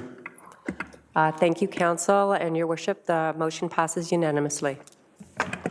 Thank you very much, Council. It's wonderful to have a unanimous budget on our books this year. Next is item C2, and that was pulled by Councillor Fowler. I'm looking for a seconder. I saw, all right, Councillor Drudge. Thank you. First of all, I want to thank Ms. Lay and Ms. Thompson for sitting with me and going through this initially and answering all the questions as I picked their brains. The one thing I do want to say, though, amongst everything, is I like the creative approach that's being taken here. Some situations we have lemons and you're turning it into a very nice lemonade, hopefully. In regards to, for example, the day trippers that we have coming to Innisfil and the resources that they do not utilize locally, what you're looking at doing is creating an environment where they stay longer, which then kind of nudges them into visiting the local businesses and supporting our local members of the community. When it comes down to situations like, again, with the day trippers where we have Uber and it's not sufficient for a lot of people, creating hotspots where people will come and potentially stay and visit the area within the places. I like the fact that you're tapping into the agritourism. That is, I'm learning very much, that is a very large part of our economy, and it's something that I would like to support and favor as much as possible. So, I mean, overall, there's a lot of thought gone into this, and I want to give my kudos and say thank you for all your efforts. Thank you. Anyone else, questions or comments on the economic development strategy? Councillor Waters. Thank you, Your Worship. I just want to say, get on it. I think it's a good roadmap, but I've got to say that, our number one priority has to be Innisfil Heights. In terms of getting some water out there, because we have a municipality south of us, which is out to the highway already. We have a municipality north of us, which is right on our border. And if we can't get that pipe and the economic development goes along with it, it's not going to be ours. And so I can't say, enough is to work with our partners in service and the town, and let's move that forward as quickly as possible. Thank you. Thank you, Councillor. Anyone else? Councillor Fowler. Deputy Mayor Fowler. He's Councillor Fowler at County Council. That's my excuse. Deputy Mayor Fowler. Just in regards to the water sewer, with Councillor Waters' comments, we've received reports now that they're in the planning stages of the 20th Side Road and Innisfil Beach Road and the next extension out to 10th Line. So they are currently working with the county to move forward. It is in the planning stages, but it is, I agree with you more. I mentioned it many times to them during our conversation that we need it out there to get the businesses out to support the people, to get everything in place. So I fully concur with your thoughts. Anyone else? I just want to thank the economic development team. I think on one of the slides it said something about building a first-class economic development team. I think we can check that one off already. I think that's already done. I couldn't agree more with Councillor Waters. Since I've been sitting here since 1994, we've been wanting to get servicing out there. So now, this is the most, we've had wish lists before, but we've never had anything this concrete and this well established with timelines and priorities. And if you fail to plan, you plan to fail. So this plan is wonderful to have and to work towards. And I'm glad to see us moving forward with this. And I think it's a great piece of work and a great roadmap to get us where we need to go. So thank you so much for that. Seeing no other hands, all those in favor? Opposed, if any? That is carried unanimously. Next, we'll go to Councillor Waters in C3. Thank you, Your Worship, and Councillor Richards is going to second me on this. I read the report, and I wear two hats, as the mayor does, in terms that we both sit on In-Services Board and we sit on council, so we have to respectively, look out for In-Services when we sit on the In-Service Board, and then vice versa when we're sitting here. I think that In-Services presents, a good argument that, that the town receives millions of dollars for infrastructure, and that infrastructure is based on wastewater and sewers and roads. We get that money from the province, and we put 100% of it to roads. I think at some point in time, my worry is the province is going to say, well, you're asking for this money, but you're not using it for wastewater infrastructure. And my concern is that they may claw it back at some point in time if we can't show that some of that money is going to In-Services. So I think there's good argument that the money should flow through to In-Services, and it all balances out in the end. It will drop the rates for water and wastewater, and then town will have to increase its taxes to cover that because we're no longer using it for roads. So I'm trying to wear both hats and make my comment here. So I just wondered, I understand the town's argument that why we keep it, because In-Services is supposed to be fully funded through rate-based, and I understand that, and so I'm sympathetic to that. So I'm going to try to bridge a little bit between the two hats that I wear, and that I wanted to put a third recommendation to council, and you get an opportunity to vote on it whether you're not. When we sit on the In-Services Board, they have priority 1 items, priority 2 items, and priority 3 items. Priority 1 items is growth related. Is, how do we get sewers and waters to Innisfil Heights, and how do we get it to here, and all that kind of stuff, which is high priority. The problem is their high priority 3 item, which is innovative solutions, which could bring in more revenue to them. They never get around to because they just don't have the extra funding. And that priority 3 item is usually around things that we're concerned about in our sustainable strategic plan, which is, how do we reduce the amount of water we use? So there are technologies out there around gray water, which are on their third priority. How do we get those things done? And we do it in partnership, the town and in services. So my recommendation, and Patty, I will give you a copy of it. It's written on paper. I apologize for not getting it to you sooner. There we go.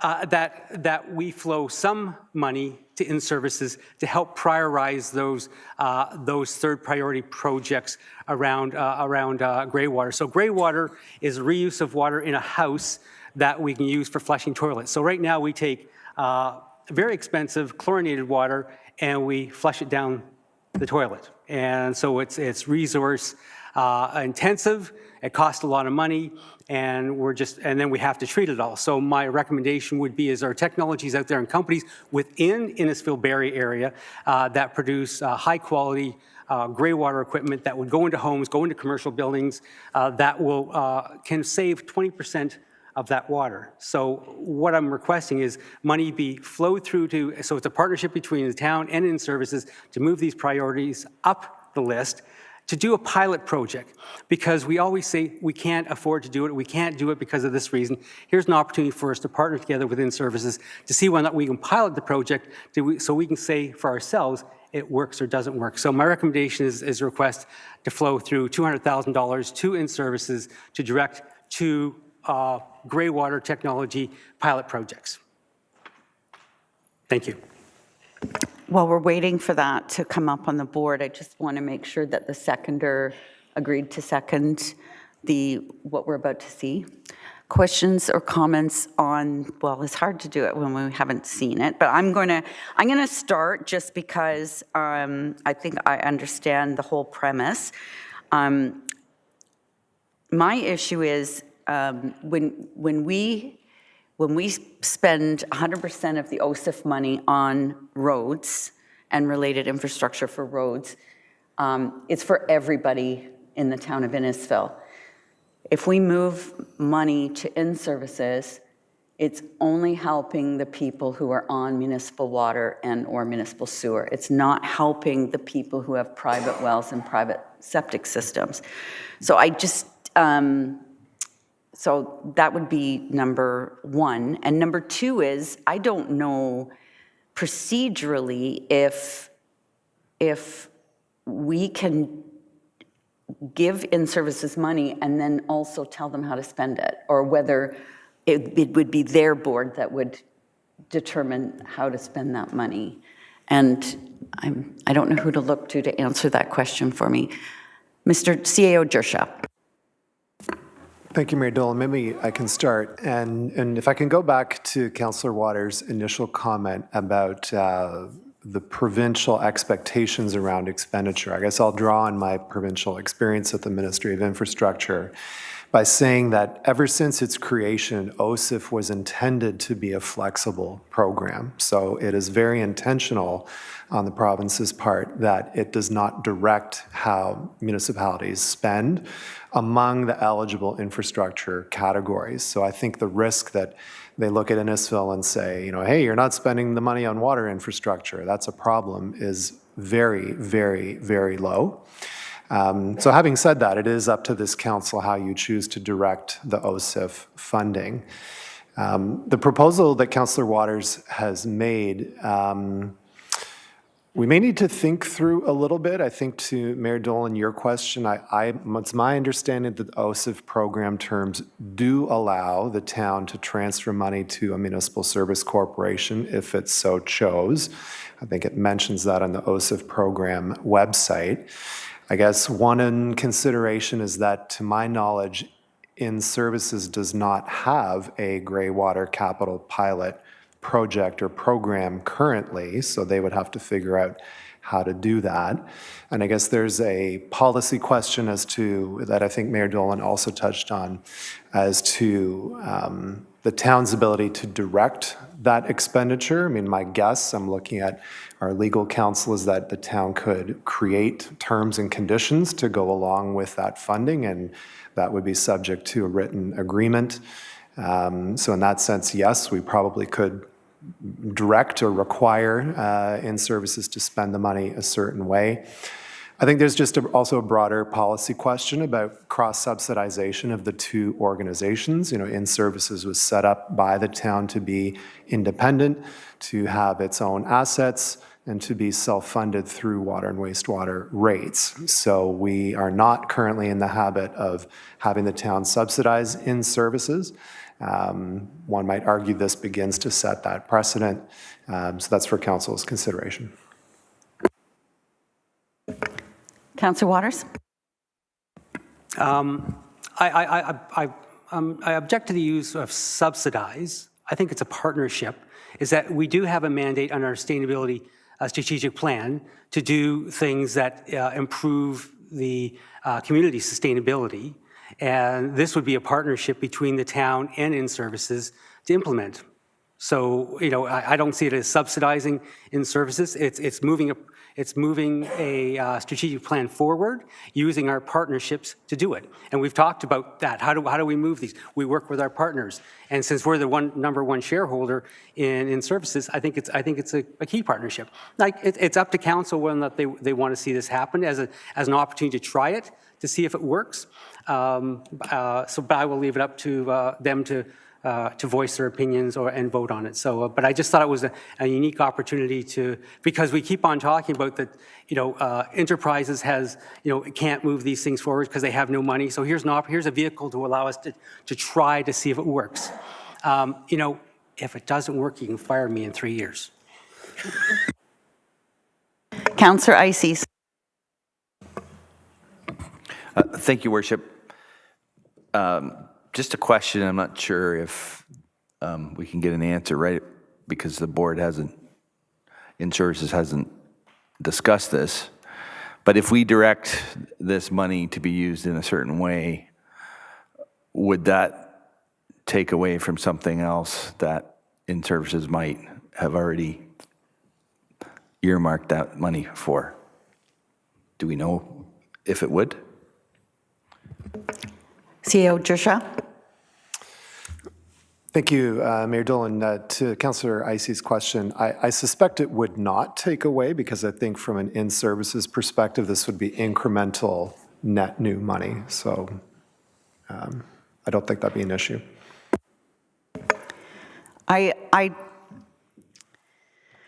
I'm always know that Councillor Waters is going to bring good ideas to the table, particularly when it comes into sustainability. However, I think I would ask if this is something that could be brought to the 2025 budget. Seeing that we just passed the 2024 budget, I'm assuming with full OSIF revenue anticipated to come to the town, that would also give us time to talk to the In-Services Board to see if this is something that they have the capacity. It's one thing to have the money to do it. It's another thing to have the people to work on it and to give it the attention it needs to make it successful. So I just wondered if this would be something that the councillor might consider for the 2025 budget. I agree. I'm amenable to that, but it would be nice for that to come back, and then everyone is fully aware. Like I said, I did talk to our CAO about it. I did talk to In-Services about it. I did mention it to you today. So I realized it was kind of a last-minute thing, but I just thought it was an opportunity to start opening the dialogue in terms of how do we partner to get these things done, because as I've mentioned to our CAO, I don't want to be spinning my wheels here, coming up with good ideas, and we just keep on saying we don't have the money. We have an opportunity to see how we can use some of this money to work in partnership with our key partners, and so I'm agreeable to that we bring it back in 2025 and staff are aware of it, and that we can include it in 2025 budget. Thank you. Thank you, Councillor. And if I could just add to that too, that I'm not sure that we've ever, we do have FCM, the Federation of Canadian Municipalities, has quite a green infrastructure fund, if I'm not mistaken, and I don't know whether we've ever actually attempted to apply to that as well, so there might be other ways to offset the $200,000. What might be nice is that because they often look for matching funding, is that at least we have a vehicle to match that funding, to go to them saying, yes, we're going to put some skin in the game, and so hopefully they'll match it on it, and we can make the program even that much better. Thank you. CEO Jershow? So can I just clarify procedurally, if Councillor Waters is agreeable to your suggestion, Mayor Dillon, does that mean you're withdrawing your motion, or are we still looking for a council vote? No, I'm agreeable to withdraw it. Madam Clerk, we have to talk to the seconder as well. Is that what you're going to say to me? Is the seconder willing to withdraw? All right. So we're back to the original motion. Do we have a mover and a seconder? Oh, did you want to keep the same mover and seconder? Are you agreeable to moving and seconding the original motion? Yes. Okay. So are we all knowing what we're voting on now, which is the original motion that was in the staff report? All those in favor? Those opposed? That is carried. Next, we'll move to C5, and that was Councillor Richardson. Thank you. Councillor Dodge will be my seconder. I just want to say thank you for the report, but I did want to amend it just a little bit.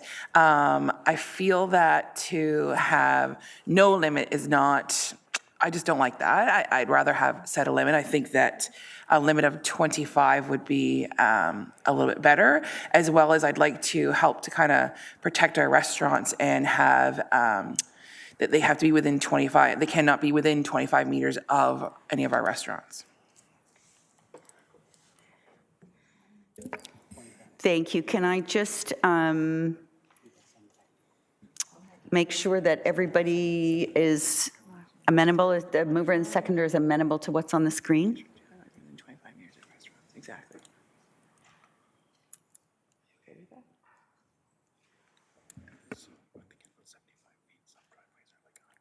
Okay, you want to go more? Go, sorry. Sorry, so I'm trying to think of, some of the bigger driveways in Innisfil that might be, 100 feet. So I'm thinking maybe 30 meters instead of 25, which will put it around 90 feet, would eliminate anybody on that property. Okay. I'm agreeable to that. Thank you. Questions or comments? Deputy Mayor Fowler. Thank you, Worship. I'm agreeable to a lot of this. I'm just wondering about the scenarios where the businesses invite the food trucks. So you take a look at the Moon Cafe. They support a lot of their local businesses, Innisfil's local business, by inviting them onto their property. So what you're doing is, in essence, with the people that are amiable to it, they're putting up roadblocks for people that are trying to support other local businesses. So how would we work around that? Councillor Drodge. So we'll use Moon Cafe as a good example. So what we're suggesting is the distance from other restaurants like Egg Smart or Winging It and the other restaurants across the street. I think that 30 meters they would still fall out of the jurisdiction, so they'd be allowed to still operate. The Moon Cafe, I don't think, would be affected in this particular motion specifically. So I guess the suggestion is the Moon Cafe being a business, inviting a food truck onto their property. Ms. Lee, can you just confirm that that would be allowed? I think the way the motion is crafted, it speaks to it being within 30 meters of the restaurant, so any restaurant. What I think I heard Councillor Drodge say is it would be a restaurant on a neighboring property. Okay, which would be different because the licensing bylaw does require the property owner to actually give permission for the truck on their property. And this would sort of contradict what was there. So I think it would have to, I guess I need to just think for a minute about how the language would need to change, but it would be on an adjacent property. Deputy Mayor. Would it be feasible then to say that refreshment trailers not be permitted within 30 meters of any restaurants adjacent to a property, but are allowable by those who invite them? Like, we gotta work the word invite into it, because if I own a business, and I want to invite a food truck for an event or for whatever reason I suddenly decide that this is what I would like, I want to be able to do that. Like it's like saying that you can't invite somebody into your home when you pay for the house. They're renting the space, they're utilizing the property, they're paying the taxes, and if they want to support another local business, that should be their option, as opposed to saying a blanket statement of no. So I understand the Egg Smart, I understand that scenario. So if is there a way we can phrase it that, you know, restaurant materials will not be permitted within 30 meters of any restaurants, barring invite to that specific property? Mayor Dolan, I think Deputy Mayor, that's already covered in the refreshment licensing bylaw because the property owner has to agree to have the trailer on their property. So if I take the Moon Cafe example, when the license application is made, the Moon Cafe property owner has to agree to have the refreshment vehicle on their property. What I understood was it would be if there was a restaurant on the property adjacent to Moon Cafe that was within 30 meters, that the trailer had to be more than 30 meters from that or it wouldn't be allowed.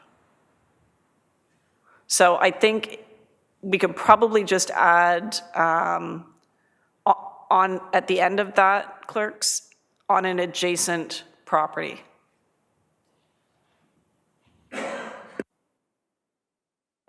Is the mover and seconder agreeable to that? Other questions or comments on this? Councillor Waters. Although I agree with 2 and 3, well, I'm disagreeing with number 2, to be quite honest with you, because I think once you have a list, then you have to be on the list, and then so it limits the vehicle, the businesses that somebody could invite onto their property. So so I'm a bit concerned with listing at 25. Also, I'd like to see one of these vehicles at our road end parks. And the number of road end parks we have, you know, I'd love to see one at every road end to provide that opportunity for people who are at the beaches. So I think I'm not opposed to unlimited. I can't imagine we would get, you know, 100 vehicles. I'm just a bit concerned that if we limit it, then you have to create a list, and then if you're not on the list, you can't get involved. So I'm not too sure how you would regulate that piece. Thank you. So I believe you have to be on the list anyway because you have to have a license. So to get a license to operate, but I think what we're trying to do here is find the balance between brick and mortar restaurants who pay taxes all year long, and they're here in January and February, and then when a nice long weekend comes, in come all the food trucks from everywhere else. So the idea is trying to find, you know, provide the opportunity for road ends and different events, but at the same time balancing with the support of our brick and mortar restaurants who pay taxes all year long. Deputy. Thank you, Worship. The 25 doesn't trouble me at this moment in time, and the reasoning I have for that is we have a list of 10 maximum currently, and of those 10 slots, only 8 are being utilized. So there's not a mad rush. So, I mean, at this point in time, giving a little more elbow room for potential, we can always revisit it at a later time. We can always amend it to reduce it down to 15 or even wipe it out completely if needs be. This just gives a little more flex, but I mean, at this moment in time, nobody is utilizing the list of 10 as it currently stands.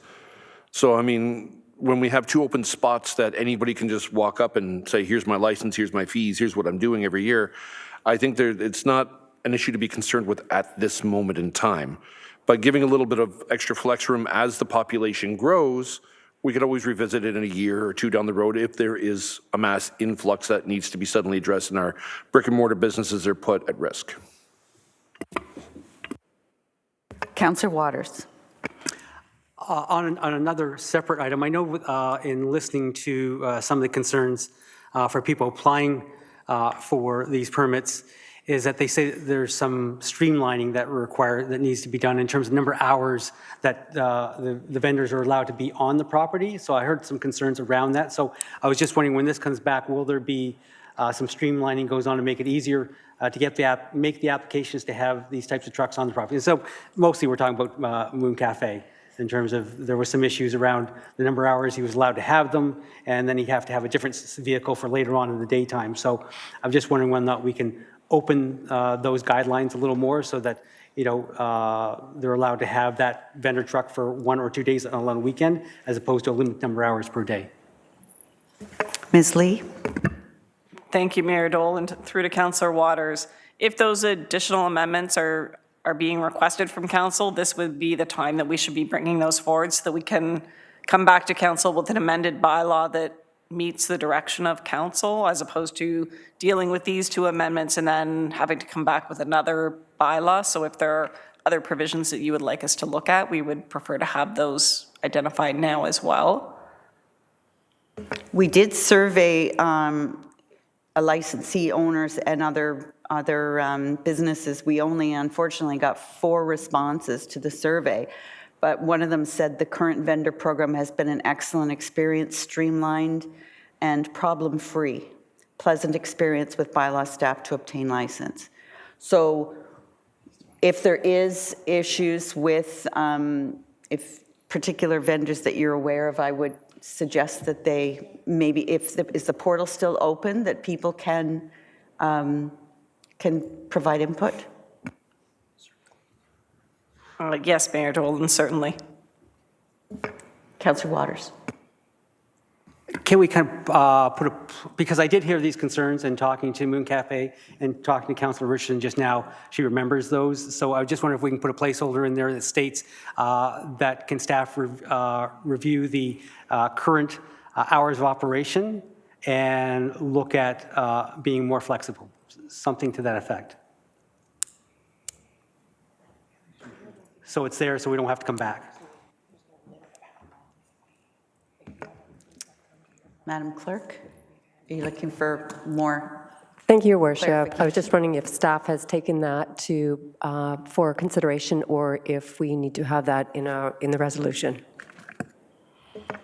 Ms. Lee?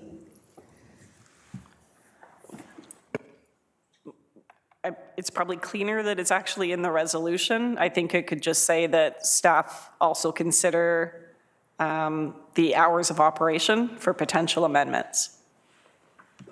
Thank you. Councillor Drodge.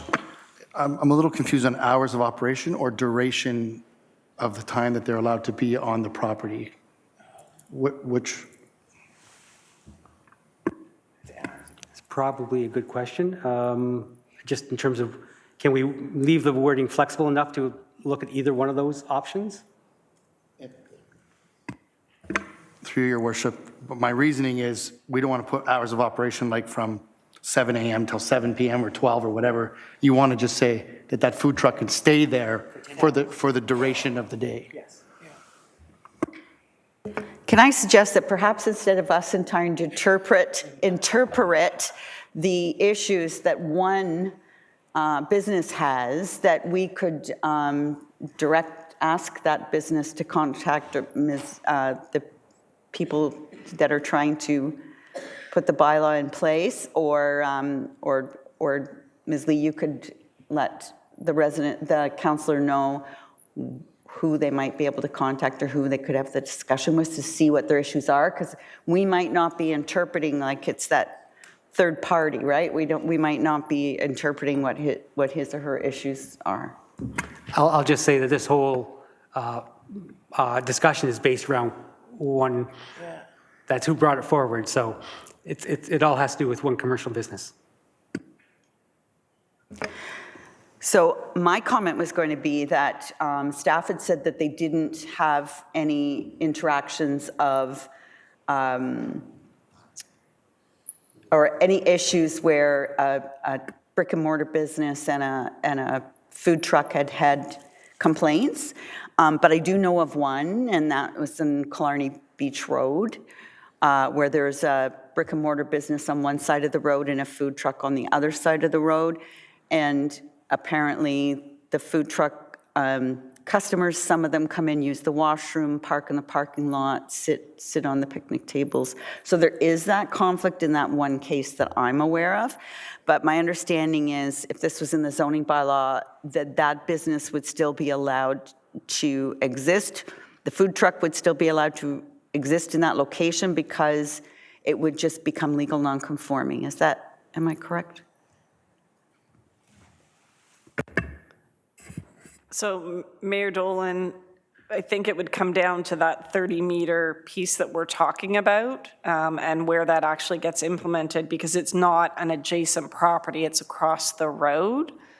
So that's where we were trying to get some clarity on what was intended by that provision. And that was going to be a follow-up question to council is, of the current vendors, that are some of them that may not meet that requirement number 3. And so if we bring that forward to implement, you would be essentially making those trailers illegal and we would not be able to issue them licenses in the future. And is that the intent of council? Anyone want to speak to that one? So when do we anticipate this might come back, Ms. Lee? Mayor Dolan, I would say we'd want to have it in effect before the next season. As we noted, it does require a zoning bylaw amendment, so the zoning bylaw amendment needs a public meeting. So we would be looking to do that, sort of end of Q1-ish timeframe to bring it forward. And certainly those discussions and modifications can be made at that point in time. We can proceed with the direction that's here. I just think it's important that council understands the potential implications. Thank you. Appreciate that. Anybody want to make any further amendments, or shall we vote on this? CEO Joshua. Thank you, Mayor Dolan. Question of clarification is from a procedural perspective. Listening to the discussion, does the mover still want to have number 4 included? Or, because Mayor Dolan, I heard, was saying we could maybe informally consult with the business.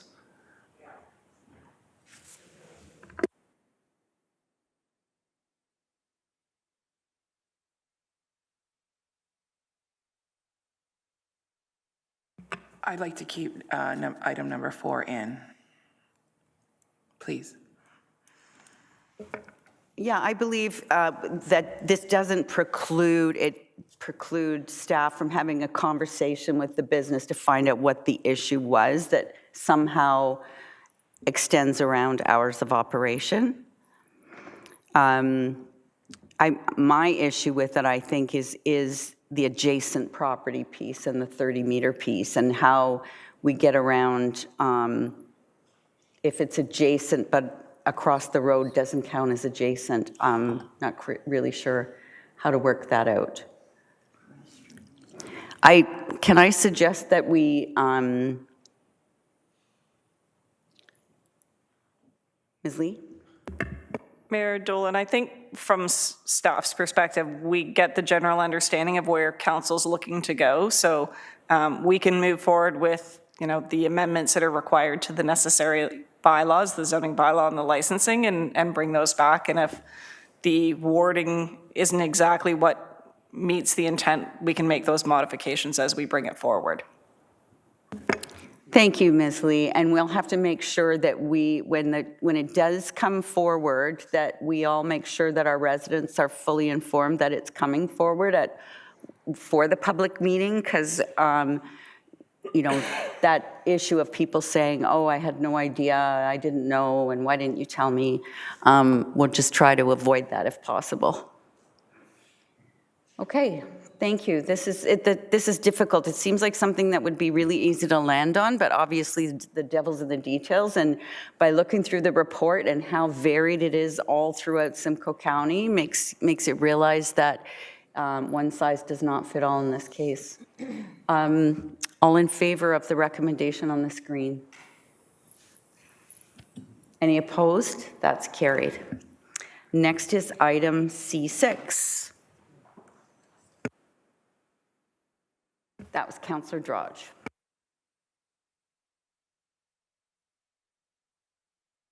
And I pull this for Mayor Dolan. You can start. You had concerns? Thank you, Councillor Drodge. Yes, I do have some concerns with this report, not necessarily the report, and I understand that it's a good planning report and it meets planning policy.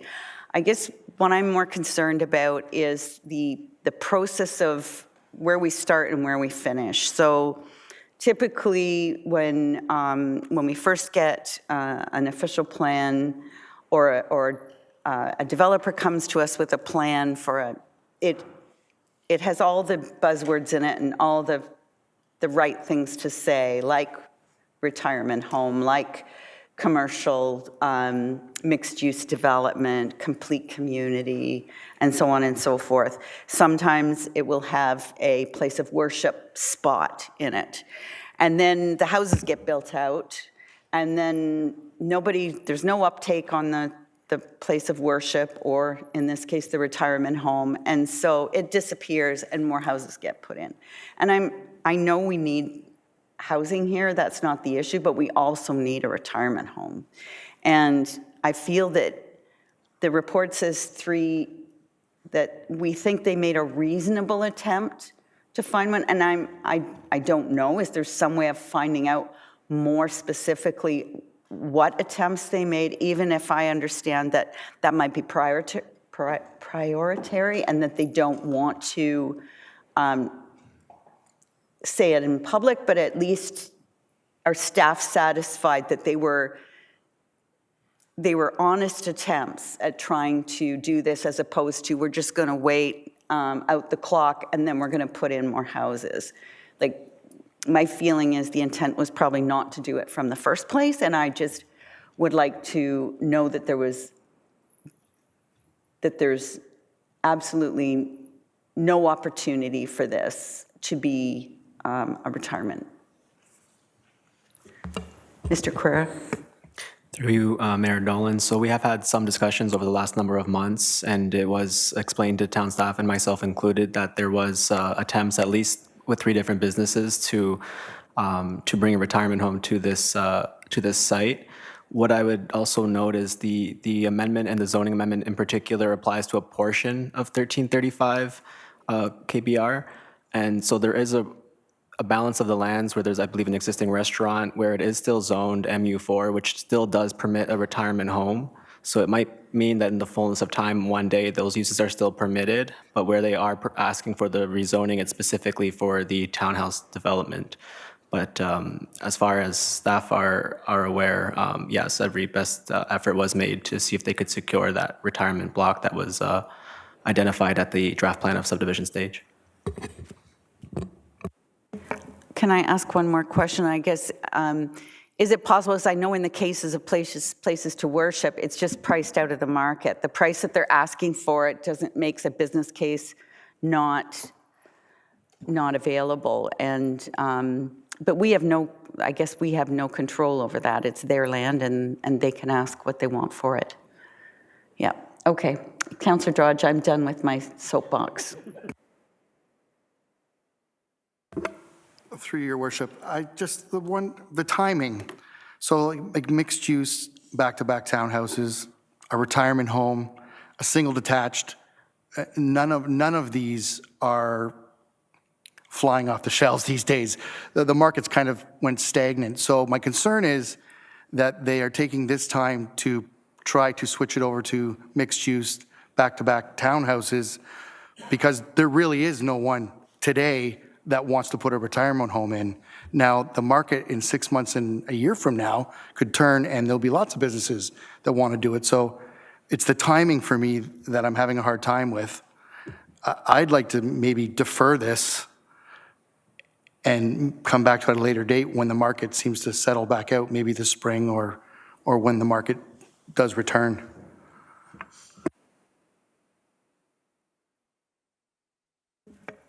Anyone else? Councillor Waters? My only concern is time is money when it comes to developers. Like when we had the development in Innisfil Heights, it was going to cost him $250,000 to wait. So my concern is we're adding extreme amount of costs, and then he can also appeal it. which was an issue as well. So I'm on the fence about deferring it. We can either turn it down and let him appeal it, or I'm not too sure what deferring. If I can ask maybe our Director of Planning, deferring it, does that help us at all, or? Ms. Lee? Through you, Mayor Dolan, to Councillor Waters, you are correct. Under the Planning Act, there are appeal rights when decisions aren't made within a certain period of time. So if this continues to be deferred, they would have those rights available to them to appeal the non-decision. Councillor Drodge? Through your worship. So this is about the zoning at this time. I don't believe we're holding them back on any kind of building because there's no one to buy it. So it's going to sit there.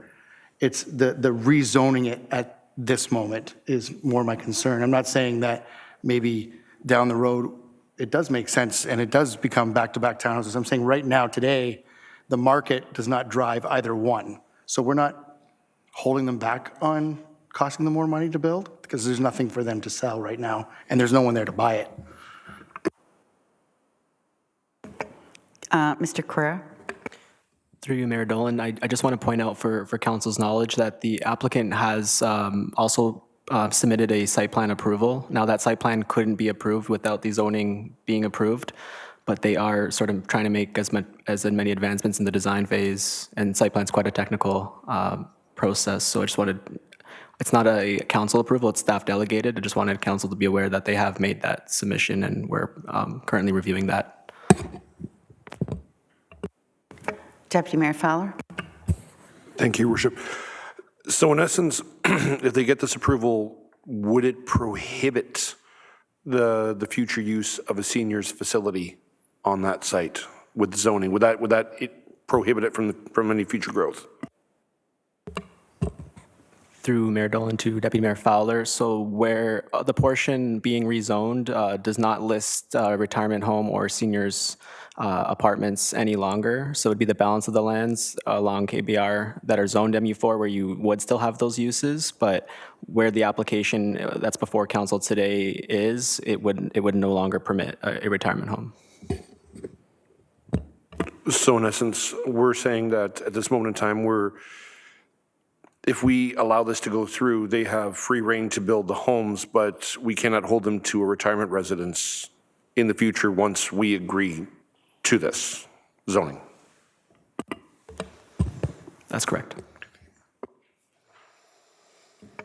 Anyone else?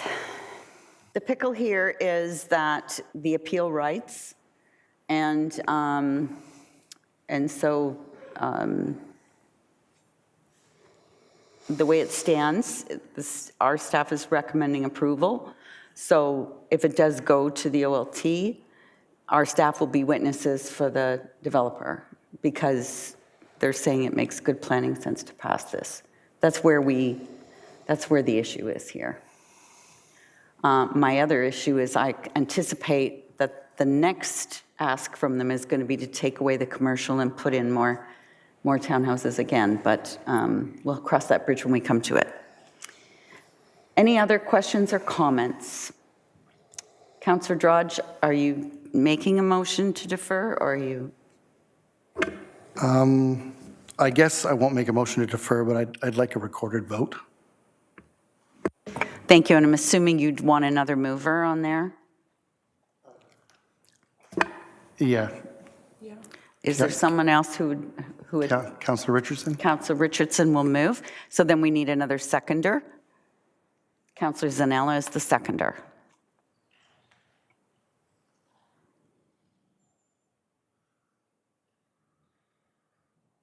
And we'll have a recorded vote, Madam Clerk. Thank you, Your Worship. Councillor Saunders. Can you confirm what we're voting on? We are voting on the motion that is before you on the screen, that is to adopt the official plan amendment and to amend the zoning bylaw as noted. Okay, I'm in favor. Councillor Drodge. Against. Councillor Zanella. Opposed. Mayor Dolan. In favor. Councillor Ices. In favor. Councillor Constantine. In favor. Deputy Mayor Fowler. Opposed? Councillor Richardson. Opposed. Councillor Waters. In favor. The motion carries 5 in favor and 4 opposed. Thank you. That's item 6. Item 7 was pulled by Councillor Waters, and that's 2679 Leonard Street, Class 1 variation to the CPPS. Councillor Richardson was going to be my second.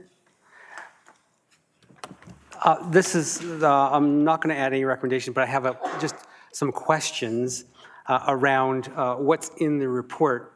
And I guess this is a relatively small lot, yet we're allowing I think a Class 1 change in maximum of height. So the standard is 8 meters, and we're going to allow almost 10 meter, so 2 meters on top of that on a small lot. Now, the only saving grace, I will say he has stepped the 3rd floor back, but I'm just saying, what guidelines do we use to finally say no to somebody, especially because it's on the waterfront. So it blocks the view of anyone who lives behind the street. So there's the maximum height issue. There's the lot coverage issue, which we're allowing almost 30% more, or we're allowing up to 30%. So I guess my question is, where are the guidelines that say at some point in time we say no to this? We just seem to have, allow these things to go on, and we just don't say no to anyone. We allow them vehicles to still build above and over the space that they have available. So I guess it's more of a question on my part in terms of why do we still permit these when these things to go on, especially on waterfront properties? I'm just going to start first in fairness and say we don't know the ones they say no to because they would never get to us. That's true. So, and we don't know what starts and then what gets clawed back to what we see too. But if you could also address any of that, Mr. Carrera. Thank you. To Councillor Waters, so ultimately it's on a case-by-case basis, but well prior to the report coming forward to council, there's a circulation and commenting process, and oftentimes planning staff do somewhat push back on the proposed heights. There have been cases where even more than 10 meters have been proposed, and through the commenting process, we somewhat negotiate and ask them to see if they can bring their height down. Ultimately, we do look for massing and the actual elevations and siting on the lot. We look for things like, are there appropriate setbacks as well, or is it right up against, zero lot line, as an example? And so there's a variety of factors that sort of help us evaluate what's appropriate on a case-by-case basis. In this case, the staff took a detailed review and felt comfortable with what's permitted. I'll also note in terms of the shoreline CPPS bylaw, there are provisions that speak specific to community benefits, and when they do have an increase in height and lot coverage, it does contribute to the requirement to provide usually a cash community benefit, and so that's part of the overall report. I'm going to be a bit cynical, but I'll say the cash in lieu of is allow people to buy their way to get their heights. It's the same with green space and everything else. If you have you can pay cash in lieu of you can just buy your way out of it. So I intensely disagree with allowing people to do that. But I just in terms of this lot, like 2 meters is significant. I've gone to a few committee of adjustments, and I've seen them turn down 1 meter height increase on committee adjustments. And so I was quite surprised to see 2 meters on a flat roof. Usually height is mid peak on a gable. And so this flat roof, that is the top. That's full living space right up to, within a foot of the top of the building. So I'm just curious. I see this all the time in terms of where we allow these additional heights, more space, specifically around the shoreline, which is kind of thing. So I just wanted to bring it forward to vent. So thank you for the opportunity. Thank you. Mr. Carr, could you answer the question that was asked in open forum about the lot coverage, please? Certainly, through Mayor Dolan. So a Class 2, in terms of a staff level approval, it's capped at 25%. And in order to exceed, which would be a Class 1 approval while we're here today, it's something that we consider. What I would say, the 29.1% proposed does include approximately 3% for the boathouse. So the coverage includes both. And they have as well offered additional vegetative screening to try to mitigate any potential impacts on the overall increase in coverage. And so there is a setback on, I believe, the southerly interior lot line, which is a Class 2 variance, not before council today. But generally, the property is smaller in nature. And so when you have a smaller property, to get the same footprint, it typically takes a little bit more lot coverage. And so, again, looking at it on a case-by-case basis, staff were comfortable that the lot coverage was appropriate. Thank you. Any other questions for staff? Seeing none, there's a staff report or recommendation on the screen with a mover and a seconder. All in favor of the recommendation? And one opposed. That is carried.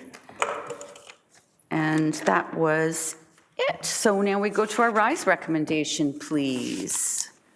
Moved by Councillor Saunders, seconded by Councillor Ices. All those in favor? That is carried. Next, we'll go to adopt the recommendations from Committee of the Whole, please. Mover and a seconder, Councillor Constantine, Deputy Mayor Fowler. All those in favor? That is carried. Next, we've had no notices of motion, and we'll go to announcements, please. Councillor Ices. Thank you, Worship. The announcements I have are the Innisfil Spartan game on December 15th. There's a PJ toss, so you're all invited to that. We're also, the farmers are excited to announce the 4th annual Christmas Tractor Parade. We'll be headed to Thornton on Saturday the 16th, Angus on December the 17th, and Stroud on the 18th. So you can see all the tractors go by and all lit up in Stroud on the 18th.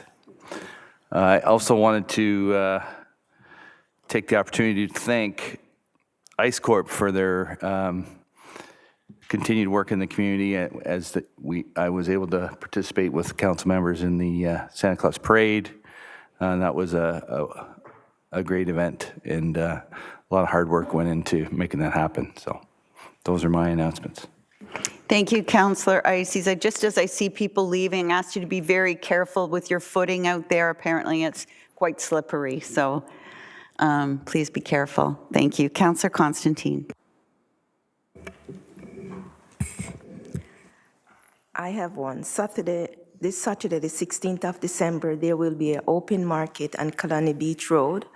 So there are lots of goodies that are going to be there. If it's a community event, and go and support it.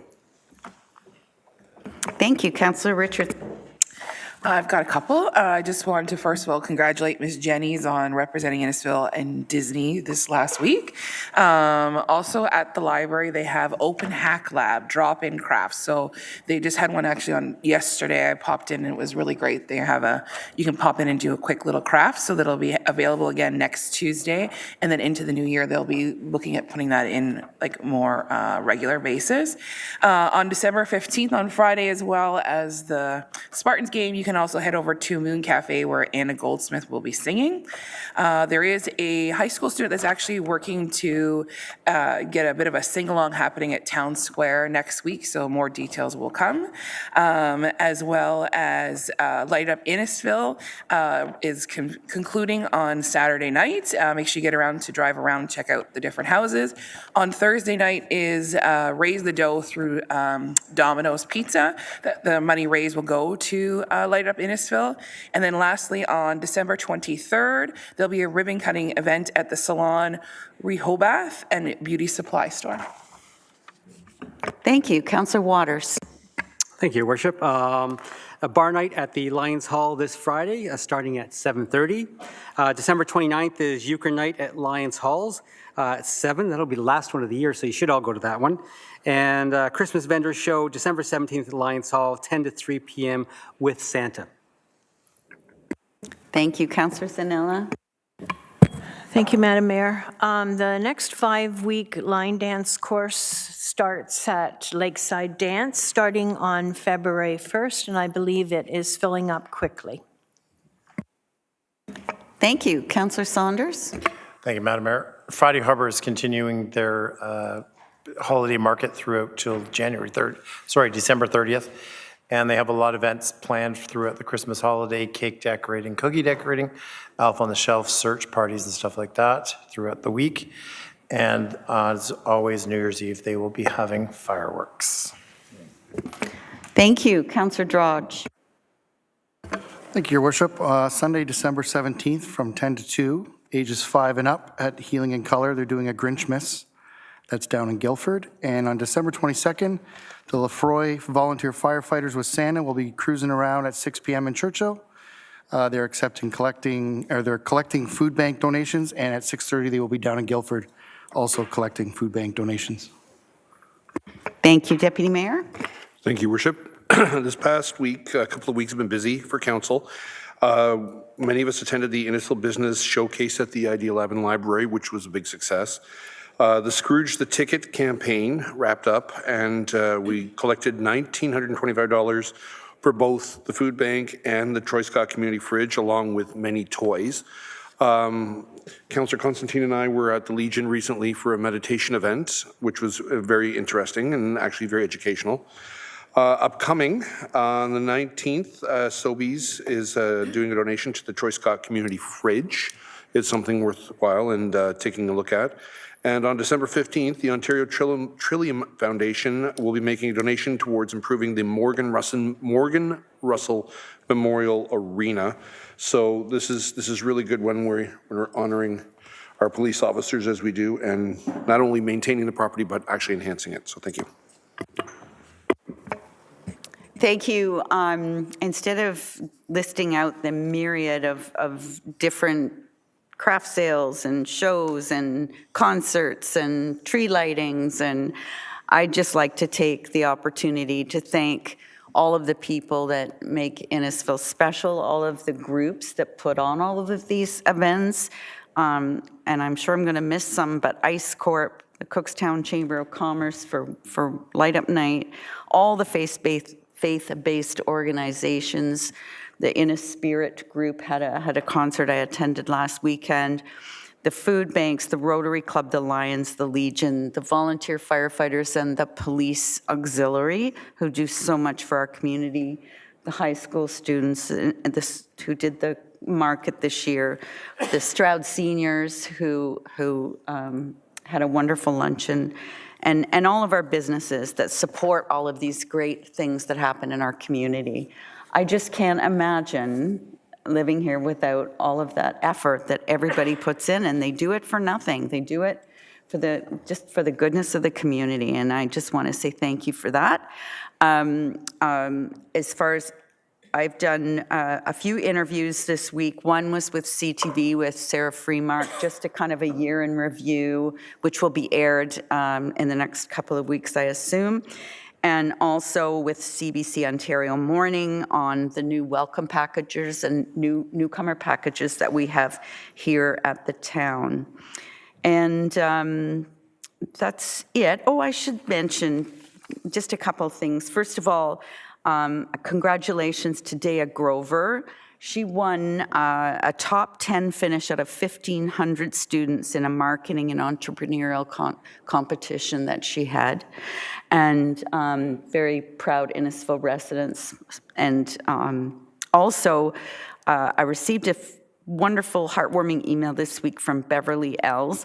Beverly and her husband lived in Innisfil for 26 years. She was vice chair of the Ladies of the Lake. And she wrote to just thank us for the wonderful 26 years her and her husband had here, and how much she loved Innisfil. She's now living in a little Pacific Coast Village in Mexico. So she says she's living the dream, and they've retired, but she wanted me to pass on my thanks to everybody here who made Innisfil such a great home, and I would pass the same thing on to her. She actually won some money and put on a lake festival for several years at the Innisfil Beach Park, and she also put on Innisfil's one and only powwow that we've ever had.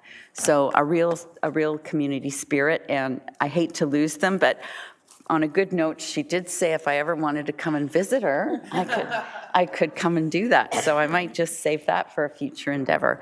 So that's it for council tonight. Not too bad, 9:45. Again, as I mentioned earlier, we will be meeting on December 20th, hopefully not as late as tonight. And we'll see everybody then. And the confirming bylaw, please. Moved by Deputy Mayor Fowler, seconded by Councillor Constantine. All those in favor? That is carried. Just a reminder to be very careful on your way out there tonight.